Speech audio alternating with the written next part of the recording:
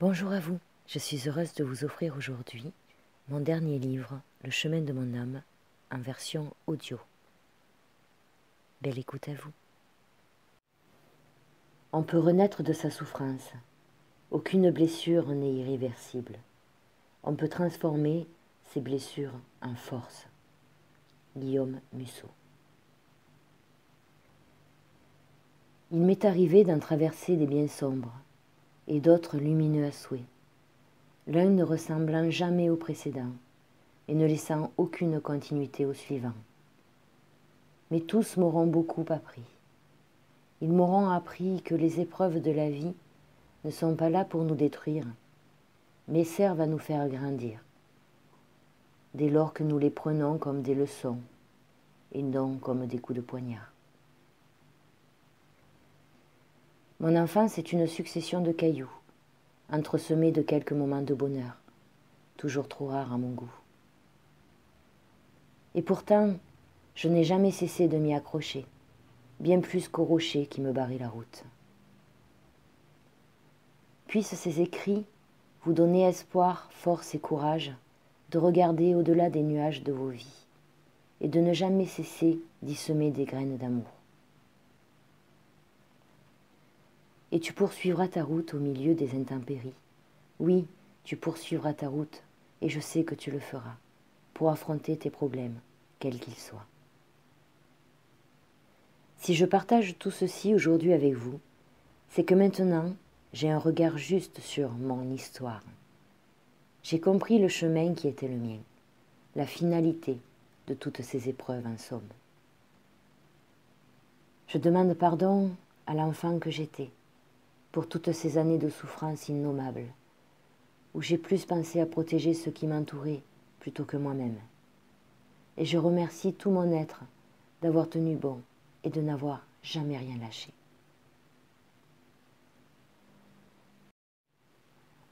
Le chemin de mon âme, au-delà du silence.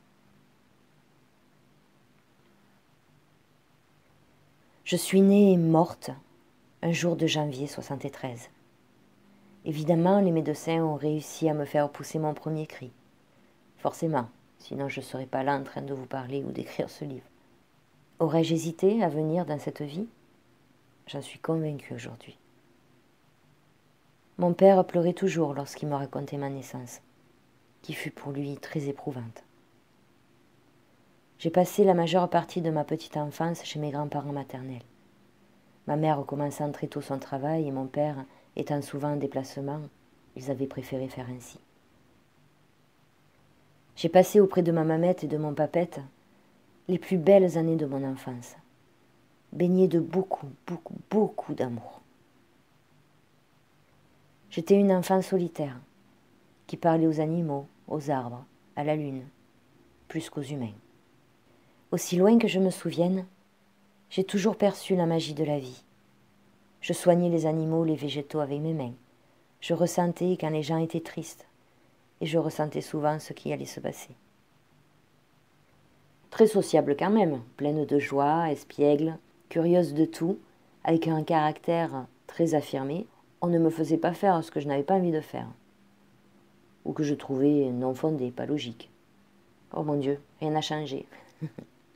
Et puis un jour, tout a basculé. J'ai compris, du haut de mes 5 ans et demi, que ma mère allait se séparer de mon père, qu'elle allait me récupérer, que j'allais devoir quitter le doux foyer de mes grands-parents.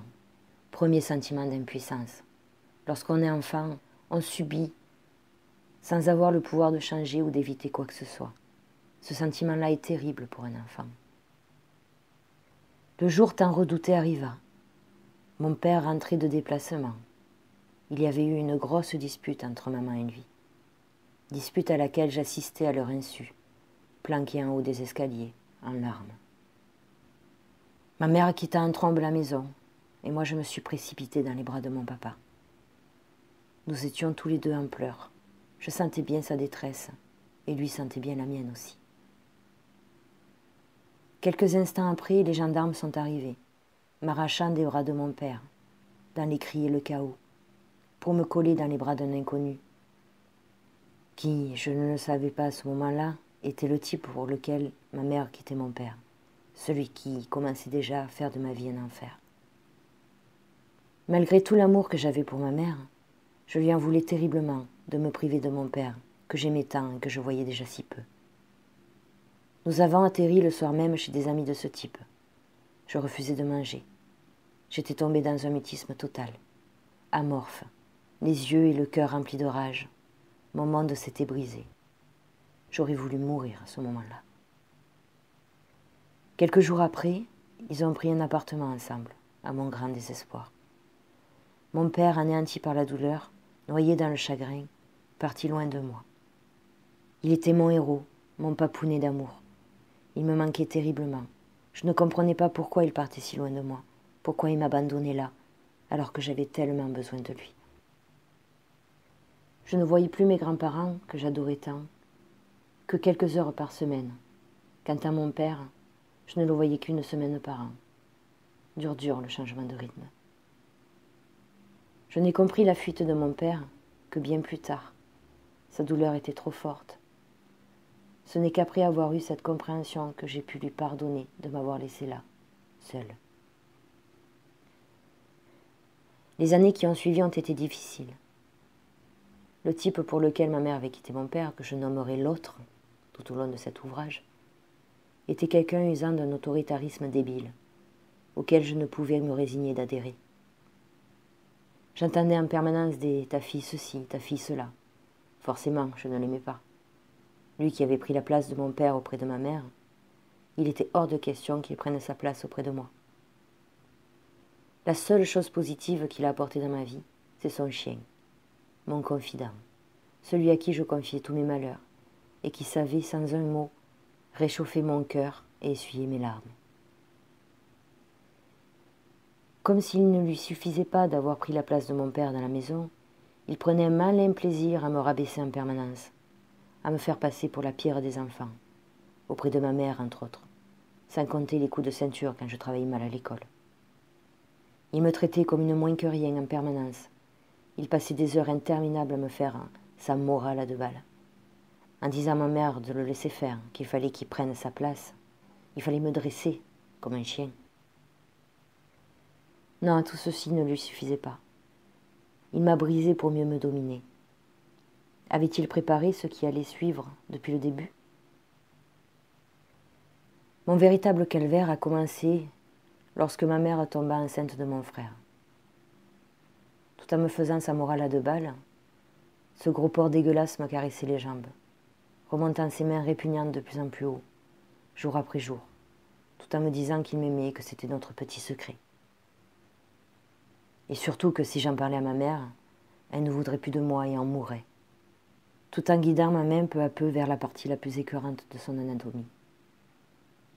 Mais qu'avais-je fait pour mériter ça? J'en voulais pas, moi, de son pseudo-amour de merde. Je voulais qu'il me laisse tranquille, qu'il m'oublie, et surtout effacer tout ça de ma mémoire. Mais non, il s'arrêtait pas. Au contraire. Il prit de plus en plus d'aisance et d'assurance. Maman, enceinte et fatiguée, ne remarquait rien de tout ça. Je me sentais seule, perdue, sans défense. Je dois encaisser, quel autre choix j'avais? J'ai pris conscience à ce moment-là que ce monde n'était pas le mien, comme si j'avais échoué là, telle une punition. Je comprenais pourquoi j'étais morte à ma naissance. Je devais savoir ce qui m'attendait. Comment pourrais-je venir dans un monde sans compassion, rempli de colère, de haine, de violence, où l'on fait tant de mal aux enfants, aux animaux, à notre terre? J'ai commencé à me méfier de l'humain. Dans quelques mois, je vais avoir 11 ans, et comme cadeau d'anniversaire, je vais être grande sœur. Je l'aime déjà, ce petit frère qui va arriver un peu avant mon anniversaire, le rayon de soleil qui va illuminer ma vie. Je faisais totalement abstraction de qui était son père. Cela n'avait absolument aucune importance à mes yeux. C'est mon petit frère, point barre. Il n'y a que lui et ma mère qui importent ici. Et heureusement qu'il arrive. Sa présence m'aidera à supporter tout le reste. Janvier 84, mon petit frère est enfin là. Comme il est beau, ce petit ange. Comme je l'aime si fort déjà. Je me focalise sur lui. Plus rien ne compte à présent. Je le protégerai de tout et de tout le monde. surtout de l'autre, qui ne foute jamais ses sales pattes sur mon frère. Mon frère a maintenant 4 mois. Les choses ne se sont pas arrangées pour moi. J'encaisse les pires moments de ma vie et en savoure les meilleurs. Mon frère est un beau gaillard, toujours souriant et plein de joie. Je m'en occupe beaucoup. J'adore faire rire mon petit rayon de soleil. Heureusement qu'il est là. Il m'aide à encaisser tout ça. Nous allons déménager. La ville où je vivais depuis ma naissance. Nous éloigner de mes grands-parents, de mes amis, de ma famille. Sans partir bien loin de là, ce changement est difficile pour moi. Et en plus, je dois changer d'école, 3 mois avant la fin de l'année. Dur. Mais finalement, le déménagement tant redouté ne fut rien à côté du décès soudain de celle qui me berçait tendrement depuis ma naissance. Celle pour qui je vouais un amour inconditionnel. Celle auprès de qui je me sentais protégée et tant aimée. Ma mamette est partie. Définitivement. Après tant d'années à me reconstruire de la séparation de mes parents et de tout ce qui en suivit, je retombais dans une souffrance innommable. Je me souviens comme si c'était hier, ma mère sortant de la voiture en pleurs, m'annonçant péniblement « Mamette est morte dans la nuit, Manine ». Je me souviens être partie en courant, hurlant mon désespoir. Morte ? C'est-à-dire que je la verrai plus jamais ? Je veux la voir. Ma vie venait à nouveau de sombrer dans l'horreur. Bien sûr, ma mère ne m'a pas laissé la voir. À 11 ans, on ne vous autorise pas ce genre de choses. Je n'ai même pas pu assister à son enterrement. Je suis retombée dans un mutisme total. Je ne mangeais plus, dormais peu, pleurais du matin au soir et du soir au matin, rêvant de la voir à chaque coin de rue. Me voilà anéantie, une aubaine pour celui que j'appelais intérieurement le gros porc, lorsque la colère m'envahissait, ou plus communément l'autre. Je me souviens de ce samedi matin où le pire est arrivé. Ma mère était partie au marché avec mon petit frère. Je dormais tranquillement. Je fus réveillée par une douleur violente. L'autre venait de passer à la vitesse supérieure. L'innocence venait de quitter mon âme, remplacée par un profond sentiment de dégoût. Je pouvais crier, il s'en foutait. Personne à la maison. Tout mon être se débattait, hurlait de rage à l'intérieur, d'être impuissante vis-à-vis de ce gros porc. À la fin de ce calvaire répugnant, je courus dans la salle de bain. Je me souviens y être restée enfermée et m'être lavée encore et encore, figée dans la baignoire, le regard livide, jusqu'au retour de ma mère. Oh, elle a bien senti que quelque chose n'allait pas. Mais l'autre prétexta une dispute et le tour était joué. Pourquoi aller chercher plus loin? Je lui en ai tant voulu de n'avoir rien vu. À chaque geste, il épaississait ma carapace. Lui qui voulait me formater, me détruire, il n'a que renforcé mon esprit. Il fallait que je sois plus forte à chaque fois. C'est à partir de là que j'ai sombré dans ce que j'appelle le côté sombre de ma force. Si vous saviez la haine, la rage, ce feu intérieur que je devais contenir, et faire comme si tout allait bien, pour ne pas perturber leur petite vie. Je n'avais donc pas le choix d'encaisser tout ça. Fallait que je protège mon petit frère et ma maman, si fragile après le décès de ma mamette. Fallait que je sois forte, même si c'était difficile au-delà des mots. Mais moi, qui me protégeait, moi? J'avais appris le détachement, alors dans ces moments dégueulasses, mon esprit quittait mon corps. Je m'échappais de ce monde pourri qui faisait de moi le jouet de ce putain de détraqué. Les mois qui suivirent se ressemblèrent amèrement. Je n'en pouvais plus, il fallait que je me sorte de là. J'ai donc pris la décision d'aller vivre chez mon père. Sans toucher moi ma mère, je lui écrivis une lettre lui expliquant que je voulais venir vivre avec lui. Avant que je puisse lui envoyer, ma mère trouva la lettre. Je la voyais tellement désemparée face à mon souhait de rejoindre mon père. Elle était encore si fragile depuis le décès de ma mamette. Cela me déchirait le cœur de devoir abandonner ma mère et mon petit frère, et mon papette. Mais c'était une question de survie. Il fallait que je parte. Après de longues discussions avec ma mère, on décida que j'irais chez papa pour une année. Je lui expliquai combien j'avais besoin de mieux le connaître, mon papa, ce qui n'était pas faux non plus. L'autre avait pris ma décision plus que très mal. Je lui échappais et ça, il n'acceptait pas. Papa s'organisa pour que je puisse suivre mon année scolaire chez lui. Comme il avait toujours des déplacements professionnels, la seule option qui se présentait à nous était de me mettre en internat la semaine. Décision que j'ai acceptée sans grande difficulté. L'essentiel était que j'allais voir mon papa tous les week-ends et ça valait de l'or à mes yeux. Mon frère était trop petit pour comprendre. Il n'avait même pas 6 mois lorsque je suis partie. D'ailleurs, ce qui me faisait le plus peur, c'était qu'il m'oublie. Papa avait refait sa vie avec une femme que je trouvais gentille. Je retrouvais un cocon familial normal auprès d'eux. Le week-end, nous allions souvent chez la sœur de cette femme qui, avec son mari, avait une ferme dans le Berry. Me voilà au milieu de plus de 300 chèvres, apprenant à faire du fromage. Je me régalais. Il y avait aussi quelques chevaux, de quoi multiplier mon bonheur. L'année scolaire commença, je pris place à l'internat, me faisant de nouvelles amies. Moi, la fille avec l'accent de Provence, j'ai été accueillie avec beaucoup de facilité et de bienveillance. Les mercredis, les parents de la compagne de papa me récupéraient de temps en temps. Nous allions faire de longues balades autour du lac ou au parc. Nous jardinions, nous faisions des confitures, bref, ces temps-là étaient doux pour moi. Maman et mon papette m'écrivaient très souvent. Mon petit frère ne m'oubliait pas. Maman lui parlait tous les jours de moi. J'attendais de leurs nouvelles avec impatience chaque semaine. L'année se déroula paisiblement jusqu'à un certain mercredi après-midi. À croire que tout était trop beau. Le père de la compagne à papa a disjoncté. Ce que je cherchais à fuir en venant chez papa me rattrapait par le biais de cet homme que je considérais comme un grand-père. Ce mercredi après-midi-là, alors que nous faisions tous la sieste, il entra dans ma chambre et se permit l'impensable. Mais punaise, qu'est-ce que j'avais fait au bon Dieu? Étais-je condamnée à subir les penchants dégueulasses des hommes ou...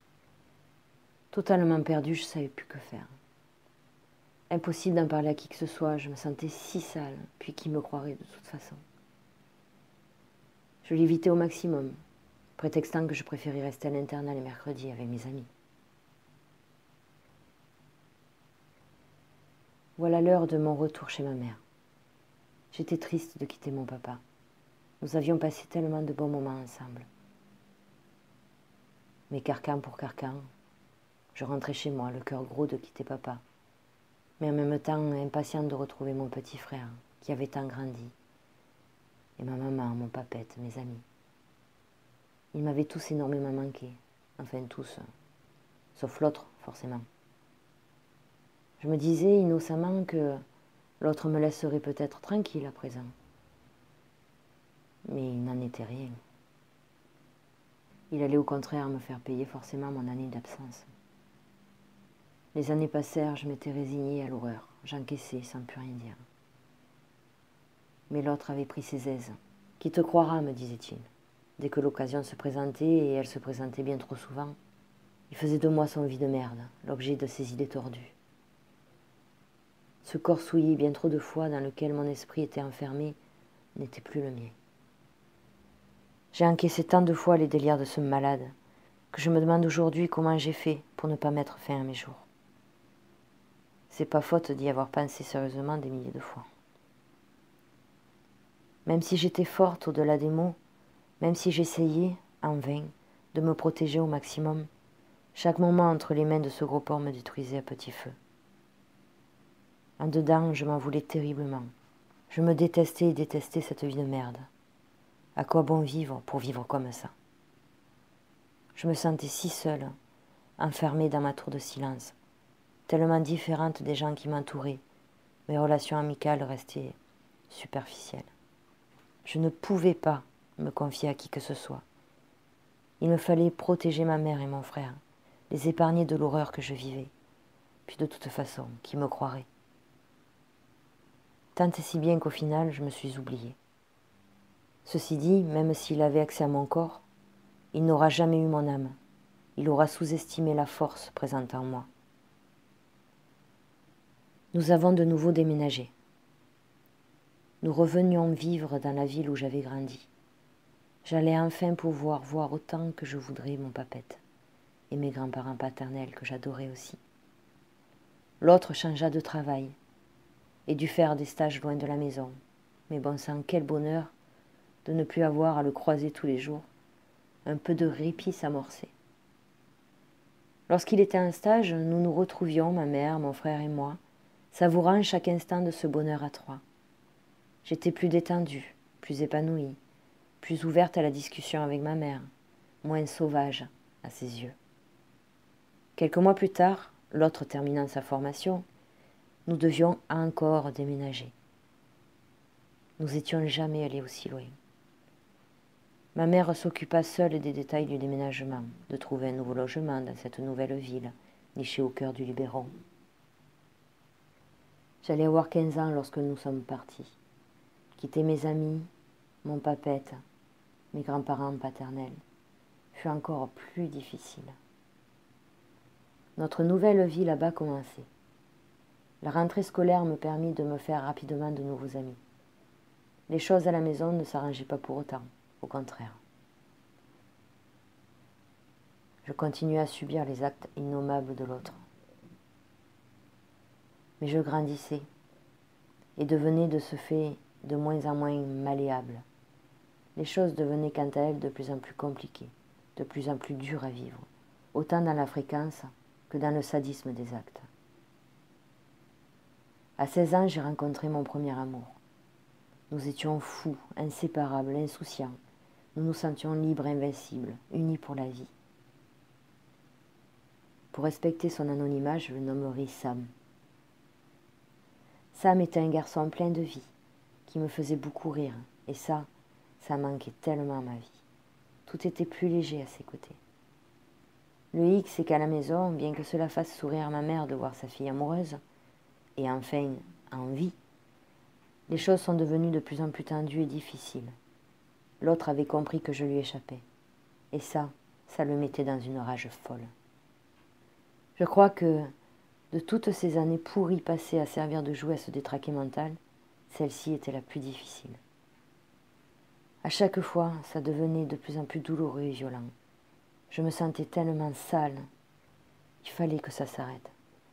À mes 17 ans et demi, le poids du silence et la douleur des actes innommables ont eu raison de ma force. J'ai alors compris que l'autre ne me lâcherait jamais, et me disait qu'à ma majorité, il me prendrait un appartement et que, bien sûr, il aurait le double des clés. Moi qui tenais bon depuis trop d'années, dans l'espoir qu'un jour cela cesserait, j'ai compris que dans sa tête de détraqué, il n'y aurait jamais de fin. Sam ne comprenait pas certaines de mes réactions, tant et si bien qu'un jour, cela a généré une grosse dispute entre nous. Prise dans un grand désarroi, je lui ai écrit une lettre, expliquant ce que je vivais à la maison depuis toutes ces années. La peur de perdre Sam a fait que j'ai craqué. J'ai mis des mots sur ces années de combat. Cette dispute m'aura donné l'impulsion, la force de me libérer de tout ça.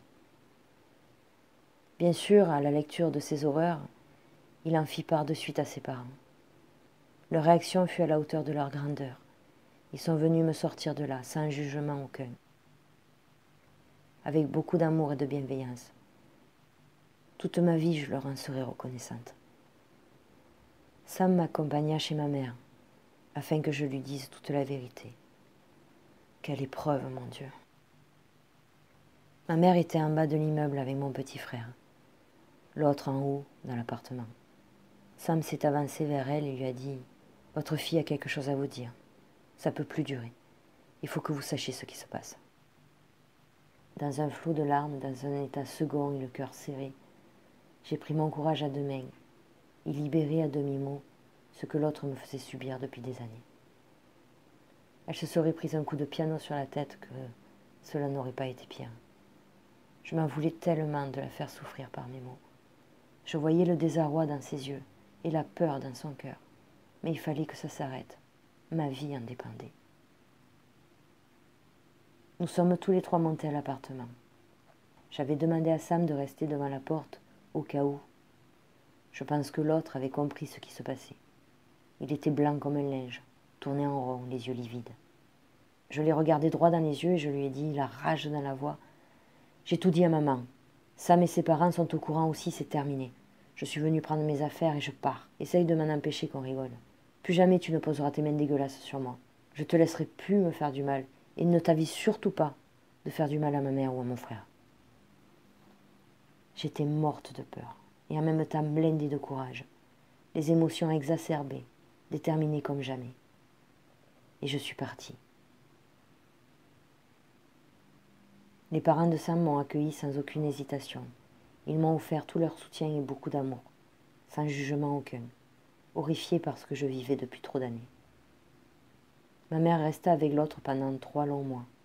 Elle était perdue. J'étais si en colère et dans l'incompréhension totale du fait qu'elle reste avec ce monstre. L'autre prétextait que c'était un coup monté de ma part pour se barrer chez Sam. Bien sûr, il y est tout en bloc. Quelque temps après, j'ai ressenti le besoin de parler de toutes ces années dégueulasses à quelqu'un de neutre. Je me suis donc dirigée vers le planning familial de ma ville. Une assistante sociale m'a reçue, nous avons beaucoup parlé. J'avais besoin d'aide pour guérir de tout ça, besoin de vidanger ces années trop dures à porter.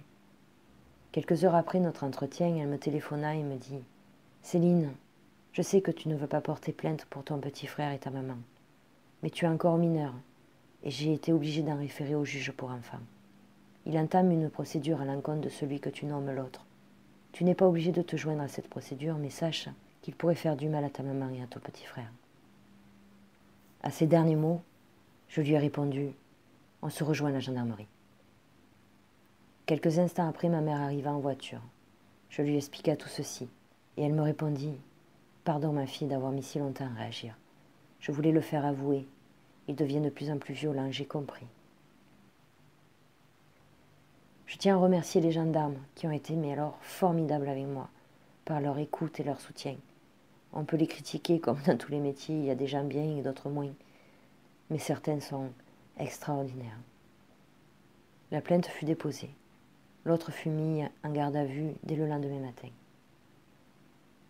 Lors de la confrontation à la gendarmerie, j'ai senti le sol se dérober sous mes pieds, mais une force indescriptible me soutenait et me donnait l'impulsion qui me manquait. Je vous passe les méandres de la justice et la longueur des instructions qui ont duré 3 longues années. Entre-temps, je suis devenue maman et je me suis séparée de Sam. Mais nous sommes toujours restés proches. Mon fils m'aura donné toute la force dont j'avais besoin pour affronter le procès tant redouté.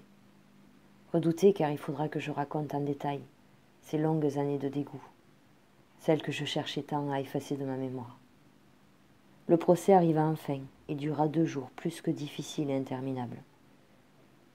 Le verdict tomba à 2 heures du matin. Coupable.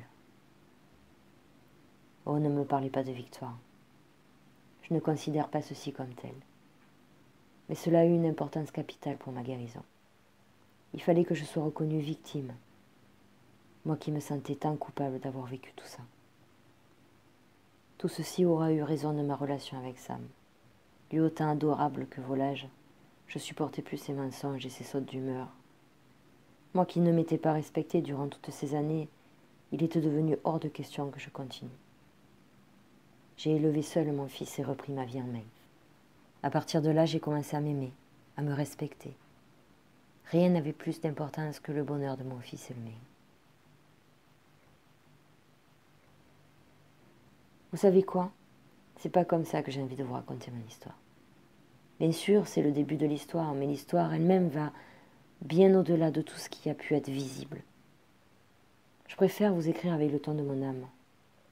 Aujourd'hui, avec le recul et la clarté que le temps m'a donné, je préfère partager avec vous tout ce que j'ai vécu de l'intérieur, plutôt que de concentrer mon écrit sur l'extérieur. Je n'ai que très peu de souvenirs de ma petite enfance, trop peu même. En dessous de mes 6 ans, je dois en avoir 2 ou 3 qui traînent dans ma tête, tout au plus. Ces quelques souvenirs sont précieux à mon cœur et me font sourire aujourd'hui. Toute mon enfance, j'étais plus attirée par les animaux et la nature que par les humains. Ça n'a guère changé d'ailleurs. Au fil du temps, j'ai dû apprendre à aimer les humains et aussi à m'en méfier. J'en ai eu des magnifiques sur ma route, heureusement. J'ai aussi appris à voir en eux rapidement et avec discernement. Concernant ce monde invisible, je n'ai jamais eu besoin d'avoir de preuves. Ce que je vivais, ressentais, percevais et entendais me suffisait amplement. Même si j'ai toujours eu cette micro-frustration de ne pas voir, ce qui m'a passé d'ailleurs avec le temps, quand certaines amies médiums me disent ce qu'elles voient, je leur laisse. Ce monde invisible représentait pour moi et représente encore aujourd'hui là d'où je viens réellement. Car j'ai toujours été convaincue de ne pas appartenir à ce monde, dans lequel je me sentais comme échouée. Un peu comme si j'étais devenue aveugle, mais sans perdre la mémoire. Curieusement, je savais que les autres ne comprendraient pas tout ça, et comme par instinct de survie, je n'en parlais pas. Je préférais garder tout ça pour moi. Les jours coulaient les uns et les autres, avec leur lot de bonheur et leur lot de souffrance. Je savourais les moments de bonheur comme du miel. Pendant les moments de souffrance, je me battais afin de ne pas sombrer. J'avais cet automatisme impressionnant de m'échapper de cette réalité, afin de ne pas me laisser détruire. Je cherchais la finalité de l'épreuve. La seule réponse que je recevais était toujours la même. Sois forte et patiente. Cela ne durera pas. Je te promets qu'un jour tu feras de grandes choses, et ta vie sera clémente et douce. J'ai toujours eu cet automatisme salvateur intégré en moi, ce qui m'a permis très tôt de voir la vie sous un autre angle. Dans les moments difficiles, j'écrivais, je passais commande. J'imaginais ma vie plus tard quand je serai adulte. J'imaginais mon mari, tendre, protecteur, super complice et attentionné. J'imaginais mes enfants, 2 garçons, 2 filles, toujours là les uns pour les autres, complices et pleins de vie. J'imaginais ma maison, un grand mas provençal. J'imaginais mon métier. Je voulais changer le monde, faire qu'il soit plus respectueux, bienveillant. Je voulais aider les gens à être heureux malgré leur vécu, leur transmettre cette force de voir la vie au-delà de toute difficulté. Bref, je remplaçais cette réalité pourrie par une autre qui me faisait rêver. Je pense sincèrement que c'est ce qui m'a sauvée. Ça et aussi le fait qu'il était hors de question que je me laisse abattre par tout ça. Il fallait que je sois plus forte pour aller de l'avant, contre vents et marées. J'ai toujours eu cette rage de vivre, d'avancer là où je voulais aller. J'ai toujours eu un caractère bien trempé et toujours dit franchement ce que j'avais à dire. Bien sûr, adulte, ça pose aucun problème, enfin, presque pas, mais enfant, c'est pas pareil. C'est pas super bien vu. Mais ça m'a jamais gênée outre mesure. Et j'ai remarqué que mes enfants sont pareils aujourd'hui. J'acceptais les punitions qui allaient avec. Je me disais que c'était injuste, bien sûr, ce qui a généré un des plus gros paquets de ma vie, le sentiment d'injustice. Ceci dit, ce sentiment-là n'est pas un mal en soi. Ça permet aussi de s'engager dans les causes justes. Bien sûr, du moment que l'on travaille quand même ce point-là en soi, car sinon, il détruit. Il nous fait nous engager, oui, mais avec rage et haine, loin de tout discernement. Donc, pas bon du tout. Revenons à nos moutons. Lorsque la douceur de ma vie d'enfant s'est brisée, que j'ai vécu dans ce grand mutisme, j'ai aussi beaucoup appris. Je me retrouvais à 5 ans et demi, dans une situation où tout mon monde s'écroulait. Il fallait que je réagisse. Mais que faire lorsqu'on se sent si perdue, impuissante, incomprise et si petite? C'est à ce moment-là que j'ai appris l'art de m'adapter et à m'échapper mentalement. Même si je me sentais seule dans ce monde injuste, je n'ai jamais eu de problème avec la solitude. Puis d'ailleurs, je n'étais jamais vraiment seule. J'ai toujours ressenti cette présence, douce et protectrice, à mes côtés, qui savait à coup sûr me réconforter, m'apaiser, me guider. Pourquoi je ne m'en suis jamais méfiée ou je n'en ai jamais eu peur? Parce qu'elle a toujours été présente, du plus loin que je me souvienne, de bons conseils, toujours bienveillante. Pourquoi m'en serais-je méfiée? Parce que je ne pouvais pas la voir? Bien au contraire, elle n'appartenait pas à ce monde bizarre et cruel. Enfant, nous baignons tous dans la magie de la vie, sans jugement, l'esprit ouvert, dans la totale bienveillance, dans la connexion avec le monde qui nous entoure, qu'il soit visible ou pas, et permanente, innée, active. Et finalement, tout ce que j'ai pu vivre de difficile n'aura qu'accentué cette connexion et aura fait que je l'ai conservée à l'âge adulte. Car malheureusement, la plupart des gens la perdent en grandissant, à cause du formatage scolaire, religieux, familial, et j'en passe. Me voilà rentrée au CP, cours préparatoire. Venait pour moi le temps du carcan scolaire, du bourrage de crâne intensif. Mais où étaient passés mes collages et ateliers créatifs et la douceur de la maîtresse de la maternelle? Je basculais littéralement dans le clip vidéo de The Wall des Pink Floyd. Poésie, table de multiplication, histoire. Ah! Help me, please! Heureusement qu'il y avait d'autres matières intéressantes. Puis il y avait la télé, la première ouverture sur le monde. Là, je vais me prendre une claque, mais j'ai quand même connu le passage à la couleur. Je peux vous dire que ça a été magique. La vie suivit son cours jusqu'à ce que maman m'annonça son futur mariage et le bébé qu'il prévoyait. Ça comptait les ta fille ceci, ta fille cela. J'avais conscience qu'il fallait que je m'accroche pour la suite et que mes parents ne se remettraient plus jamais ensemble. J'ai alors décidé de me concentrer sur le fait que j'allais avoir un petit frère. Et oui, j'étais déjà sûre à ce moment-là que ce serait un petit mec. Cette idée remplissait mon cœur de bonheur. Je me suis alors juré de le protéger de tout. Pas encore là, il était déjà mon précieux. Peu avant sa naissance, ma vie prenait une fois de plus un cran supérieur. L'autre commença à poser ses griffes sur mon petit corps d'enfant. Mon repli fut immédiat, comme si intérieurement cela avait déclenché en moi une sorte d'autoprotection instinctive. Mon esprit s'évadait en 2 secondes. Je ne ressentais absolument rien de mon corps, si ce n'est cette profonde révulsion de l'autre. Peu de temps après le début de tout ça, mon petit frère naît enfin. Et 4 mois après, ma mamette décède. Ce fut un terrible tsunami intérieur. J'ai senti mon cœur imploser. Une intense brûlure envahissait ma poitrine. Je me suis vue sombrer dans l'obscurité. La rage liée à la douleur envahit mon regard, mes tripes et ma voix, hurlant des pourquoi et des non à l'univers tout entier. Là, je me suis sentie abandonnée, car la douleur était trop forte. Cela me coupait de tout. L'ombre venait de gagner mon cœur. Plus rien n'avait d'importance. J'ai malgré tout été beaucoup entourée à ce moment-là. D'humain, je parle. Il m'aura fallu un temps très long pour encaisser et me redresser. Je rêvais de ma mamette sans arrêt, je la voyais à chaque coin de rue. J'entendais parfois sa voix. C'était un déchirement à chaque fois. Je pleurais à la lune les soirs où le paquet était trop lourd. Je lui confiais mes malheurs. Elle apaisait mes douleurs. Je me reconstruisais tant bien que mal, prenant grand soin de mon grand-père, tout seul et infiniment triste, de ma maman et de mon petit frère. Ils étaient devenus ma priorité. Je passais beaucoup de temps avec mon papette, même si retourner dans la maison où j'ai vécu les 6 premières années de ma vie, à présent vide de ma mamette, était super douloureux, mais ces moments passés avec lui restent précieux à mon cœur.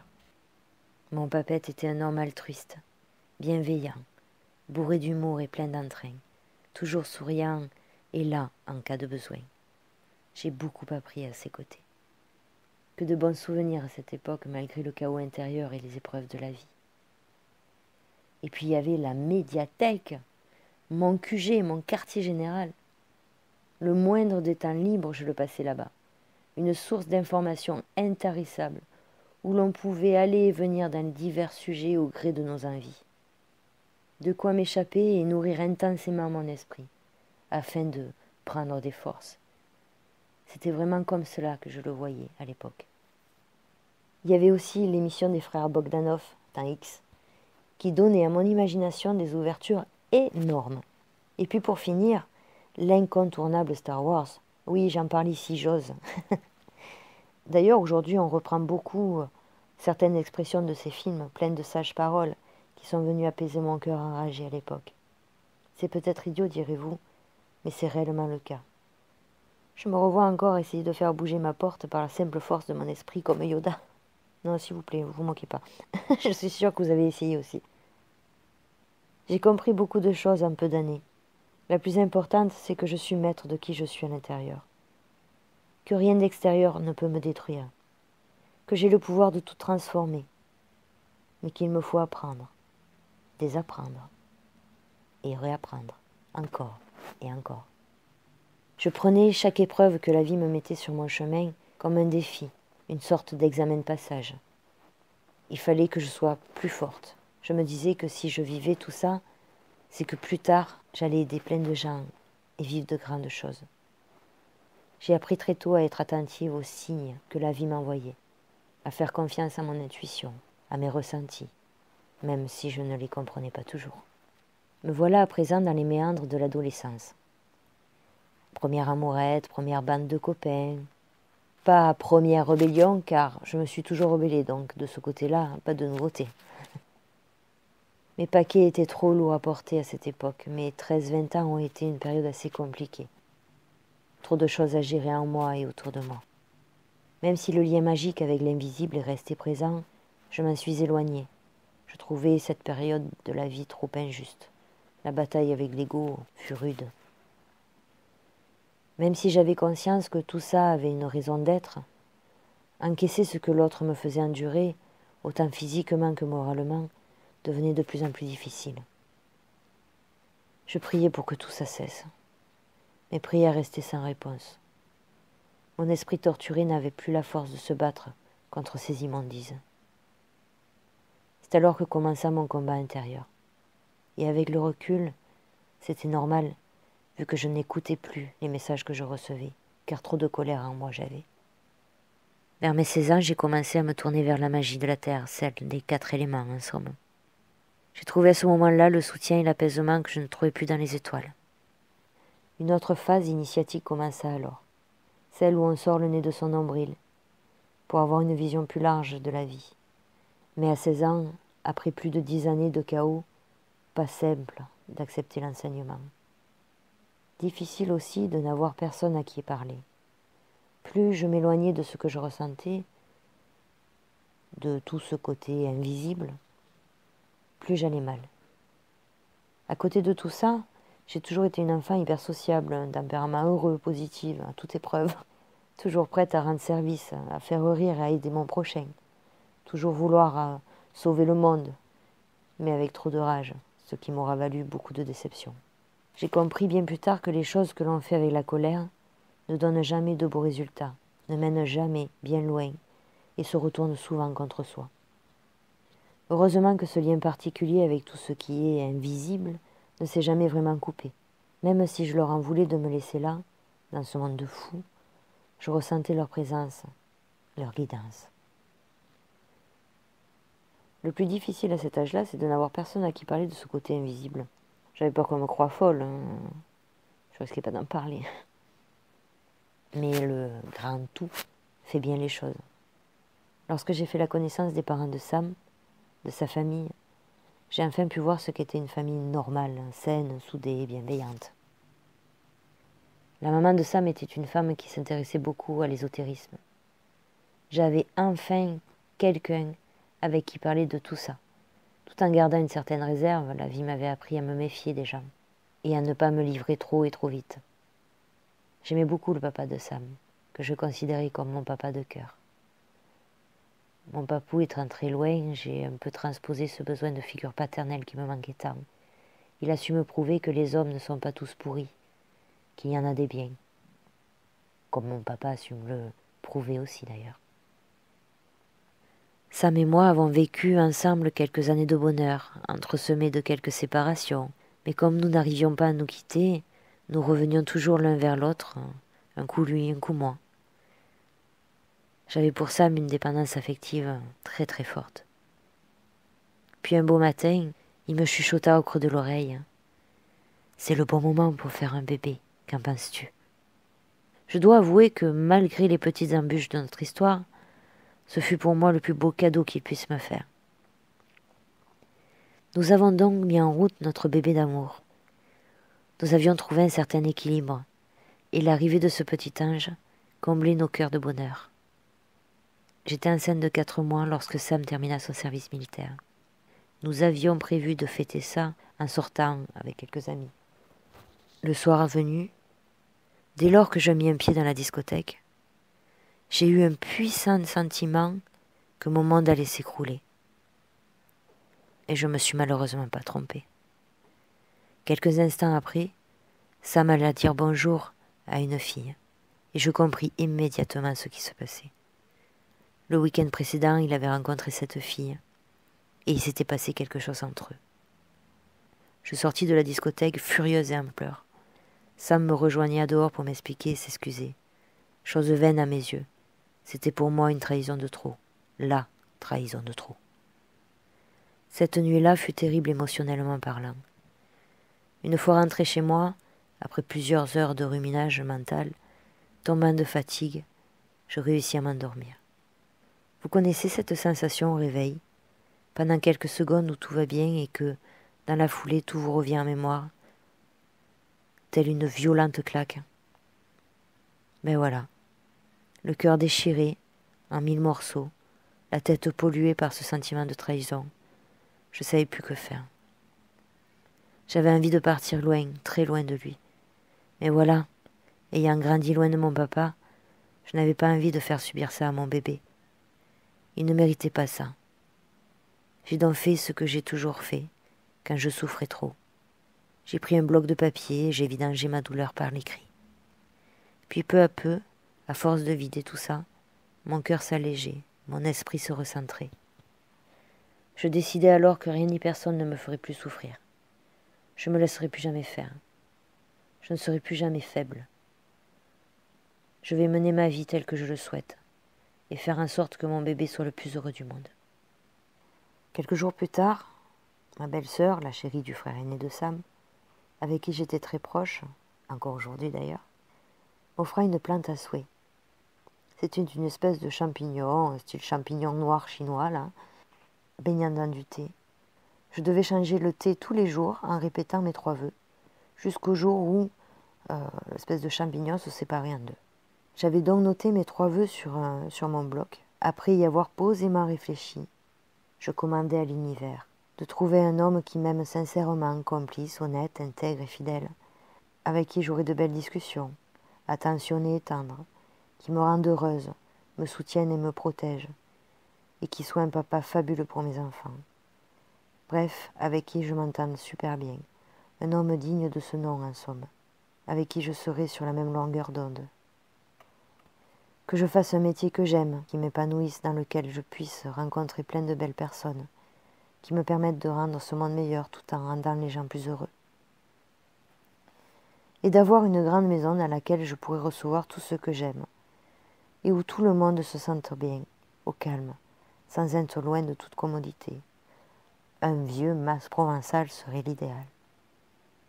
Voilà, mes vœux étaient posés. Quelques semaines plus tard, le champignon s'est séparé en 2. Les dés étaient lancés. À l'univers d'agir à présent. Les mois qui suivirent, je me concentrais sur ce petit ange qui allait arriver. J'essayais de l'imaginer, d'imaginer notre vie ensemble. Mon Dieu, que j'avais hâte qu'il arrive. Mon petit cœur vint combler ma vie de bonheur fin juillet 93. Un petit garçon beau comme un cœur, adorable, vraiment facile à vivre. Le bébé idéal pour toute nouvelle maman, vraiment. C'est fou de constater comme nous avons en nous un magnifique instinct maternel. Je n'ai jamais eu d'angoisse à savoir si j'allais bien m'en sortir ou pas. M'occuper de mon petit ange était comme inné. Ce programme était déjà ancré en moi. Nous avions gardé avec Sam une bonne entente. Il venait très souvent voir son fils. Et il était présent si j'avais besoin de quoi que ce soit. De ce côté-là, je n'ai absolument rien à lui reprocher. Il était comme moi, raide dingue de son fils. Déjà 4 mois que mon fils est venu inonder ma vie de bonheur. Il me faut à présent affronter l'ultime face à face. Après 3 ans d'instruction judiciaire, nous y voilà. Le 18 et 19 octobre 93 se déroula aux assises, tribunal de grande instance, le procès du gros porc. J'ai refusé le huis clos. Car pour moi, malgré la honte encore présente d'avoir vécu tout ça pendant plus de 7 ans, il était important à mes yeux que le monde sache, afin que ce genre d'immondice cesse. Le soir du premier jour du procès, Sam resta avec moi, car il ne m'a jamais laissé tomber dans cette épreuve, jamais. Une fois couché pour la nuit, je me suis sentie si bien. Mon corps était si léger, comme dans du coton. Puis je commençais à sentir mes os bouger dans un mouvement lancinant de bas en haut. Curieuse sensation.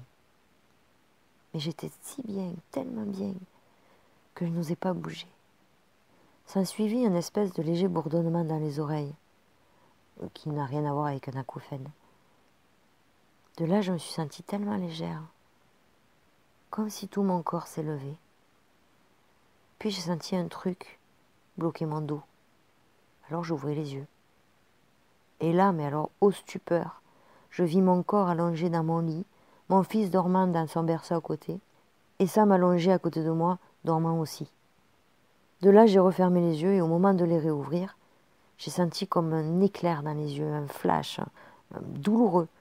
Et quand j'ai rouvert les yeux, j'avais réintégré mon corps. Je vous dis pas la peur que j'ai eue, me demandant ce qui venait de se passer. J'ai essayé de m'endormir, il était tard et le lendemain, j'avais encore une journée éprouvante à passer. Mais ces sensations particulières se sont reproduites. En totale panique, je réveillai Sam pour lui dire ce que je venais de vivre. Il m'a vu tellement flipper que nous sommes partis tous les trois dormir chez ses parents. J'expliquai tout ceci à sa maman, elle me rassura et m'expliqua ce qui s'était passé. J'en revenais toujours pas de ce que j'avais vécu. C'était absolument dingue. Ce fut la première sortie hors du corps que je faisais. Même si je ne savais pas ce qui se passait, je ne pouvais pas renier pour autant ce que je ressentais. Je ne dormais pas et je n'étais pas en train de rêver. Le reste de la nuit se passa sans embûche. Le réveil fut rude par contre, entre la journée du procès de la veille et la nuit que j'avais passée, j'étais loin d'être fraîche. Le deuxième jour du procès fut similaire au premier. J'ai entendu lors de ce procès des gens de ma famille, du côté de ma maman, venir défendre cet homme intègre et au-dessus de tout, qu'ils admiraient tant. Écœurement total. J'ai aussi entendu des témoignages bouleversants de gens que j'aimais et qui me soutenaient. J'ai pour finir entendu la plaidoirie écœurante de l'avocat du gros porc et celle impressionnante de mon avocat. Mais dans tout cela, je suis restée forte, droite, sans jamais baisser mon regard. C'était terminé, il ne me faisait plus peur. Au soir de ce second jour du procès, les jurés sont partis délibérer. Vers 2 heures du matin, nous avons été rappelés. Les jurés avaient délibéré. À l'annonce du verdict, mon cœur battait si fort que je le ressentais. Et puis les mots, a été reconnu coupable, sont tombés. J'ai ressenti à ce moment-là un immense soulagement, comme une libération en somme. Ah, il a mené moins large l'autre, lui qui pensait me détruire davantage et s'en sortir libre. Pour ma part, j'avais la délicieuse sensation que j'allais enfin pouvoir commencer à vivre, telle une renaissance. Je ferme ce livre pour en réécrire un tout nouveau. Pour commencer ma nouvelle vie, j'avais pris la décision de partir vivre près de ma maman et de mon petit frère. La vie s'écoule paisiblement. C'est un peu la galère financièrement, je ne mange pas tous les jours à ma faim. Mais mon fils, lui, ne manque de rien, et ça, c'est l'essentiel. Petit à petit, j'avance, je me cherche, je fais quelques petits boulots, rien qui m'épanouisse vraiment. M'étant sortie de ce carcan infernal que j'ai vécu, j'avais envie d'aider les autres. J'ai donc créé une association d'aide aux victimes de viol et d'inceste, que j'avais nommée Délivrance. Et puis on m'a fait comprendre qu'il fallait que je fasse attention. Une jeune maman seule dans ce domaine-là, ça dérangeait. J'ai donc, pour mon fils surtout, stoppé cette association, à mon grand désespoir. Mais j'aurais, à travers cette association, aidé quelques jeunes filles à s'en sortir. Et ça, c'est le plus important. Mon fils vient d'avoir 3 ans. Le père de Sam, que j'aimais tant, vient de décéder d'un cancer, après une longue année de souffrance, où il aura subi 21 opérations en moins de 11 mois. Lorsque j'ai appris son décès, ça m'a anéanti. Du haut de ses 3 ans, mon fils comprit mon immense douleur et me prit dans ses bras en me disant « Je t'aime, maman ». Je n'oublierai jamais ce moment-là. Nouveau coup de poignard dans mon cœur. Lui que je considérais comme mon papa de cœur, il venait de me quitter. Sam me demanda de revenir près de lui et de reprendre une vie commune. Chose que je fis sans difficulté car je le sentais sincère et mon fils adorait son papa. Mais un an après, il recommença à me tromper. Je mis fin définitivement à cette relation. 15 jours après, je rencontra, par hasard, celui qui allait devenir l'amour de ma vie, celui qui allait me faire découvrir l'amour, le vrai, le pur, le magnifique, celui avec un grand A majuscule. Un être exceptionnel, intègre, intelligent, attentionné, débordant de tendresse et d'amour, auprès de qui je me sentais protégée et respectée. Bref, celui que j'espérais depuis toujours. Pour la première fois, j'ai ouvert mon cœur en grand. Je lui ai déballé ma vie. Il m'a prise dans ses bras et ne m'a jamais pu lâcher. On était tous les deux tellement surpris d'une telle alchimie entre nous. Tout était d'une évidence déconcertante. Nous avions l'étrange sensation de nous connaître depuis toujours. C'était magique. Et ça l'est encore d'ailleurs toujours, après plus de 19 ans d'amour. Un mois après notre foudroyante rencontre, nous avons pris un appartement ensemble. Et il me demandait en mariage, ce qui m'a fait flipper, connaître depuis toujours. C'était magique. Un mois après notre foudroyante rencontre, nous avons pris un appartement ensemble. Et il me demandait en mariage, ce qui m'a fait flipper sur le moment. Tout est allé super vite avec mon mari, sans jamais aucune peur, ni de son côté ni du mien. Quelques mois après, nous mettions en route notre premier enfant. Puis, nouveau coup au cœur. Mon papette décéda alors que j'étais enceinte de 4 mois. Dur à gérer pour moi. La veille de mon anniversaire en plus. La famille de ma mère fut infâme lors de ses derniers moments de vie, comme à son enterrement d'ailleurs. À vomir tout ça. J'ai coupé définitivement les ponts avec ces gens-là, sans aucun regret, sans aucun remords. Je les ai sortis de ma vie. Résultat, j'ai dû rester couchée le restant de ma grossesse, ce qui ne fut pas facile pour mon fils aîné alors âgé de 4 ans et demi. Nos enfants sont de véritables éponges, ils absorbent nos émotions, et je m'en suis vite rendu compte. C'est grâce à ce constat que je me suis vite reprise en main aussi. Mon fils aîné, à cette époque, souffrait beaucoup de la non-considération de son père, qui venait le chercher bien trop rarement. Son père l'appelait jamais. Tout ceci faisant que mon fils, si jeune soit-il, en souffrait énormément. J'ai donc décidé de prendre rendez-vous avec une psychologue pour l'aider à percer l'abcès de sa souffrance. Lorsque nous avons rencontré cette psy pour la première fois, je l'ai trouvée mais alors fabuleuse. J'avais la nette impression de me retrouver face à Françoise Dolto. Non seulement elle lui ressemblait énormément, mais en plus elle avait les mêmes discours. Moi qui avais englouti goulûment les livres de Dolto, j'étais aux anges. Au bout du second rendez-vous, mon fils allait déjà beaucoup mieux dans son petit cœur. Elle avait su apaiser ses tourments rapidement.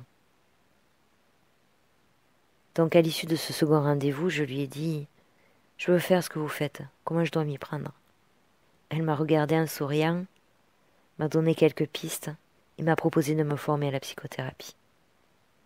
Je suis sortie de là en me sentant mais à ma place, reboostée, recollée à mon essence. J'avais trouvé ma voie. Nous avons donc posé les choses et mis en place le déroulement de cette formation. Mais il fallait que je fasse ma propre psychothérapie. C'était un point non négociable que j'ai compris et accepté de suite. Nous avons alors décidé de nous voir toutes les semaines, durant 1 heure et demie. La première moitié était consacrée à ma psychothérapie et l'autre aux études de lecture et devoirs qu'elle me donnait à faire à la maison.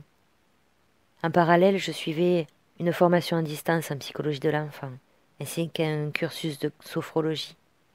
Ce qui faisait beaucoup à intégrer pour moi, qui n'avais jamais été une super élève. Je me surprenais à tout assimiler avec une facilité, mais déconcertante. Ça brassait fort en moi à chaque séance. On faisait remonter tellement de choses, que je rentrais souvent silencieuse et un peu à vif à la maison. Le soir, lorsque nous étions posés tranquillement, mon mari me demandait comment cela s'était passé, et je lui faisais part de mes avancées du jour, de mes paquets déposés, de ma douleur, de ma colère, de ce mélange d'émotions qui surgissait en moi. Il me permettait, par sa douceur et son attention, de clôturer la séance du jour par du positif. Souvent d'ailleurs, ma compréhension de certaines choses se faisait dans ces moments-là. Mon chemin de croix prenait un sens, peu à peu. Je ne le remercierai jamais assez de m'avoir tant soutenu, à ce moment-là particulièrement, et d'avoir fait preuve de beaucoup de patience. Car quand certaines choses remontaient, ce n'était pas toujours facile de gérer tout ça en moi. Et pour lui non plus. Encore moins d'ailleurs. La vie avançait ainsi. Nos 2 petits garçons étaient merveilleux. Mes études se passaient bien. J'allégeais mes paquets. Et puis, nous avons décidé, comme les 2 premiers avaient beaucoup d'écart, d'agrandir la famille, pas trop tard. C'est alors qu'un bonheur vient sonner à notre porte. J'étais enceinte. Une petite princesse allait bientôt agrandir notre tribu. Nous avons donc décidé avec la psychologue d'espacer nos rendez-vous tous les 15 jours, pour me permettre d'avancer plus sereinement. Nous avions trouvé le bon rythme. Peu avant la naissance de ma fille, elle me regarde et me dit « Céline, nous avons terminé votre psychothérapie et votre formation. Vous êtes totalement apte à aider d'autres personnes sans que votre vécu ne vienne perturber votre jugement. Bravo à vous. Je n'ai jamais vu quelqu'un avancer avec autant de persévérance. Si vous saviez comme je suis sortie de là fière de moi, un brin nostalgique quand même, car ces rendez-vous allaient me manquer. Mon cœur avait pris une expansion extraordinaire. Mon visage affichait un sourire immense. Je me sentais mais alors libérée. J'avais réussi à mener à bien ma psychothérapie, ma formation en psychothérapie, ma formation en psychologie de l'enfant et mon cursus en sophrologie, ainsi que la naissance de mon fils et ma grossesse. Et tout ça en étant maman à la maison. J'avais trouvé et exploité des ressources en moi que je ne soupçonnais même pas. Apprendre était devenu une drogue. J'avais ce besoin constant de nourrir ma curiosité. Et plus j'apprenais, plus je m'épanouissais, car plus je comprenais des tas de choses, qui curieusement me paraissaient logiques, comme si elles venaient confirmer ce que je pensais déjà en moi depuis toujours. Alors je vous dis pas, quand j'ai commencé à m'intéresser, scolairement parlant, à tout ce qui est loi d'attraction, PNL et compagnie, j'ai été prise, mais d'une boulimie de connaissances, un peu comme si j'accumulais les pièces d'un puzzle. J'avais atteint tous les buts que je m'étais fixés. Savoir déposer une bonne fois pour toutes mes paquets de merde, être soutenue par un mari génial, fonder une belle petite famille, j'avais trouvé ma vocation, et j'avais réussi toutes mes formations. J'étais là où je voulais être. Et pourtant, même si tout ceci me comblait de bonheur, il me manquait quelque chose. Mais quoi? Serais-je une éternelle insatisfaite? Que me manquait-il encore? Mais qu'est-ce que j'avais oublié? Tant et si bien que je suis tombée dans une petite dépression. Malgré ce que j'avais accompli jusque-là, je me sentais mal en moi, perdue, en colère, seule. Pourtant seule, je ne l'étais pas. En colère car j'avais tout pour être heureuse, un mari génial, des enfants adorables, mais bon sang, qu'est-ce qui n'allait pas en moi? Mon mari se faisait beaucoup de soucis pour moi. J'étais mélancolique trop souvent. Les personnes que j'aimais profondément et qui étaient décédées me manquaient terriblement. Il me disait à l'époque, avec beaucoup de tendresse et de désarroi dans sa voix, que je vivais plus avec mes morts qu'avec mes vivants. Cette phrase m'a marquée. Ça a été un électrochoc. Elle m'a fait prendre conscience qu'il avait raison. Il m'a alors parlé d'une collègue de travail qui pourrait m'aider. Elle est un peu bizarre comme toi, me disait-il, tout en affichant un tendre sourire. Il lui avait parlé de mon mal-être, car il était perdu face à cela, et elle lui avait proposé de me rencontrer, suggestion dont il m'a fait part et que j'ai acceptée. Quelques jours plus tard, je faisais la rencontre d'Eliane. une femme fabuleuse, d'une 50aine d'années, un ange posé sur mon chemin. Elle m'a fait prendre conscience de tout ce que j'avais refoulé en moi, mes connexions si particulières entre autres. Elle disait à mon mari que je lui faisais penser à elle plus jeune. Nous nous sommes rencontrés 2 ou 3 fois. Elle m'a aidé à sortir de ma chrysalide. Je me souviens d'un rendez-vous en particulier où mon mari et moi sommes allés chez elle.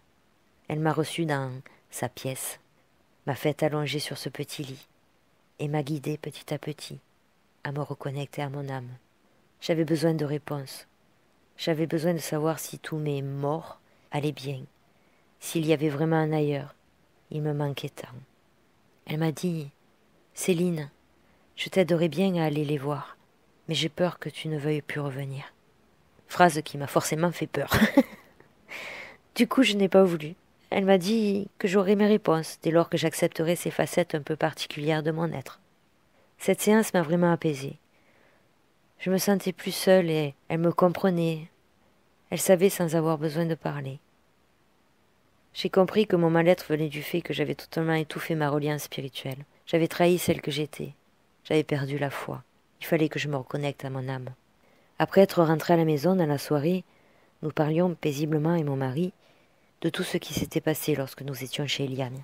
Et là, d'un coup, flottant au milieu du salon, je vis nettement le visage de Marcellou, le papa de Sam, qui me souriait et s'avançait vers moi. Je suis restée mais alors figée, les yeux débordés de larmes, stupéfaite de ce que j'étais en train de voir, de vivre. Mon mari, me voyant ainsi, me demanda ce qui se passait, forcément, et je lui expliquai ce que je venais de voir, de vivre. Je lui dis, il faut que j'appelle Eliane, de suite. Il était pourtant super tard, mais sans chercher, il me passa le téléphone et Eliane décrocha de suite. Je lui dis en larmes, Eliane, je n'ai plus besoin de preuves. Je viens de la voir. De ce jour-là, mon cœur s'est apaisé et j'ai commencé à vivre davantage avec mes vivants.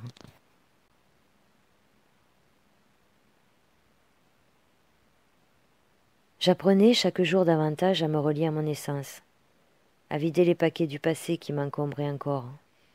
Peu à peu, je me libérais de ces chaînes qui étouffaient mon âme et m'empêchaient de me sentir épanouie. J'ai commencé alors à vivre plus en conscience, plus centrée sur le moment présent. Je savais que ce chemin était le chemin de toute une vie. J'ai appris alors la patience. Il était prévu que je revoie Eliane. Elle était ce pont qui me permettait de me reconnecter à mon divin, avec beaucoup plus de facilité.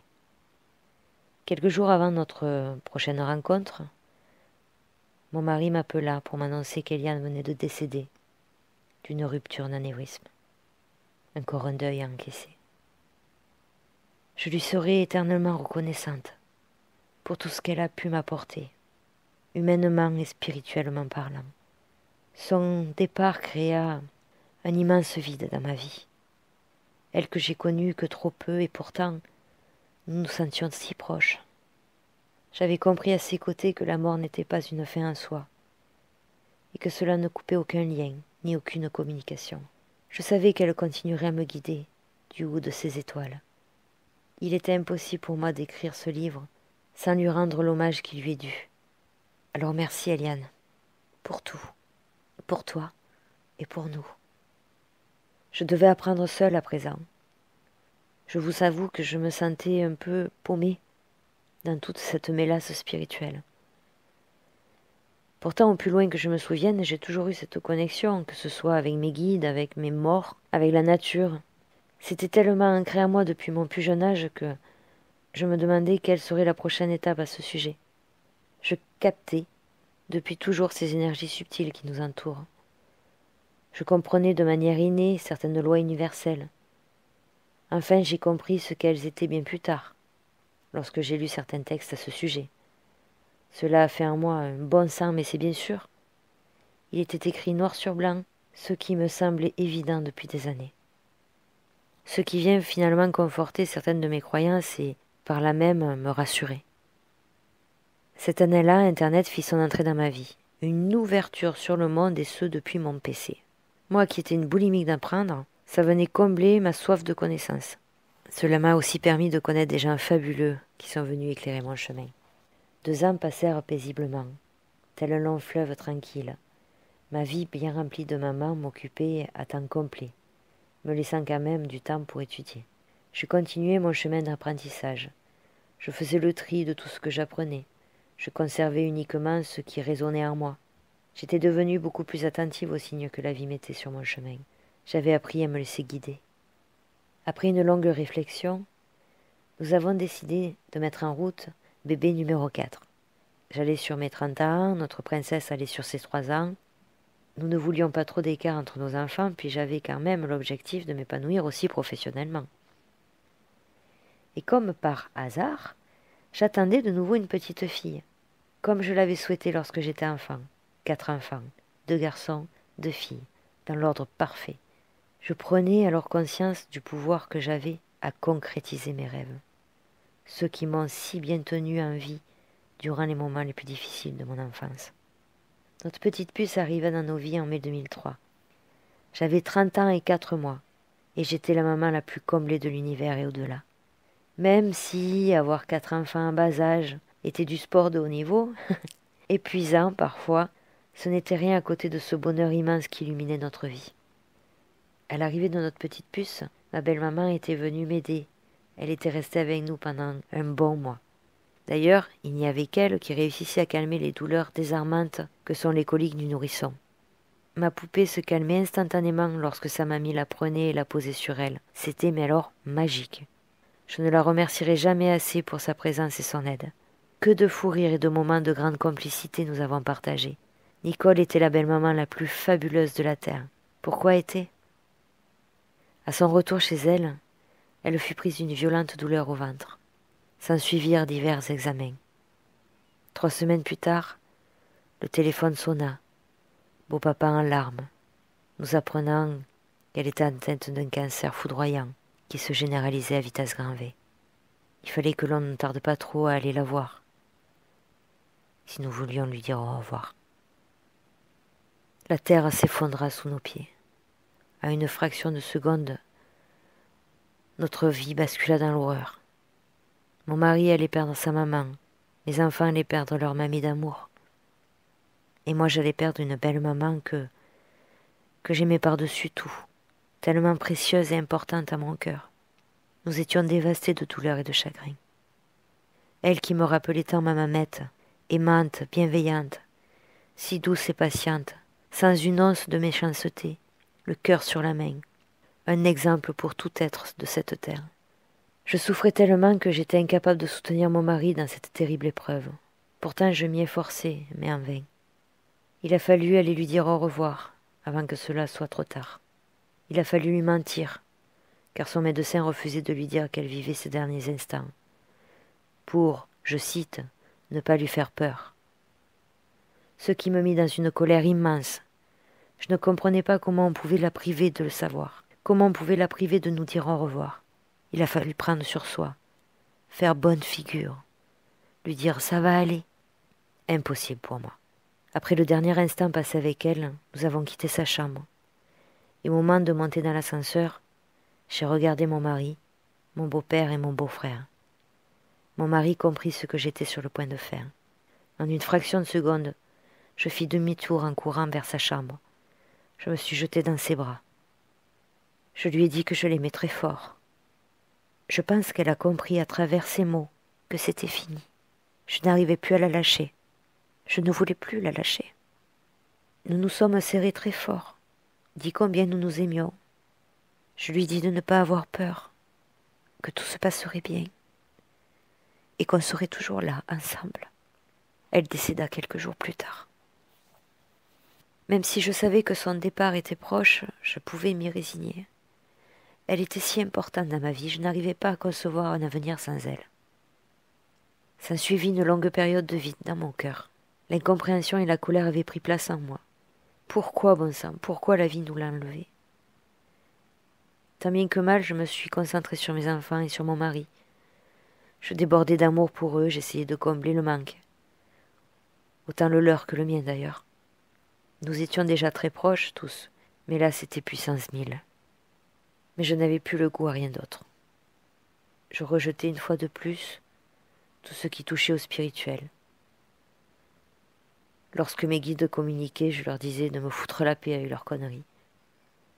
Je vous avais averti de ne pas toucher aux gens que j'aimais. Laissez-moi tranquille. Ouais. J'étais bel et bien en colère contre eux. Pourtant, ils ne m'ont jamais lâché. Nous avons déménagé, nous avions besoin d'un lieu plus calme. Même si nous étions bien là où nous étions, nos voisins étaient un peu bruyants. Et avec bébé et 3 enfants en bas âge, chaque minute de repos était précieuse. Nous avons alors donc trouvé une petite maison avec un grand jardin, un peu par hasard grâce à une amie chère à mon cœur. Oui, je sais, le hasard n'existe pas, c'est d'ailleurs pour cela que je mets toujours ce mot entre guillemets dans mes écrits. Ce changement nous a fait beaucoup de bien, le fait d'avoir un jardin aussi. Nous observions nos enfants jouer dans le jardin, les voir rire et heureux de profiter de cet espace nous comblait de bonheur. Mon mari avait un coin pour bricoler, moi de l'espace pour jardiner. La maison était agréable, bref. Nous retrouvions peu à peu le goût de la vie, tous ensemble.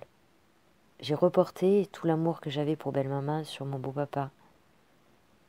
Et puis il a décidé de tout vendre et de partir, loin, très loin, en Colombie, pour retrouver son grand-père spirituel, un grand chaman d'une tribu là-bas.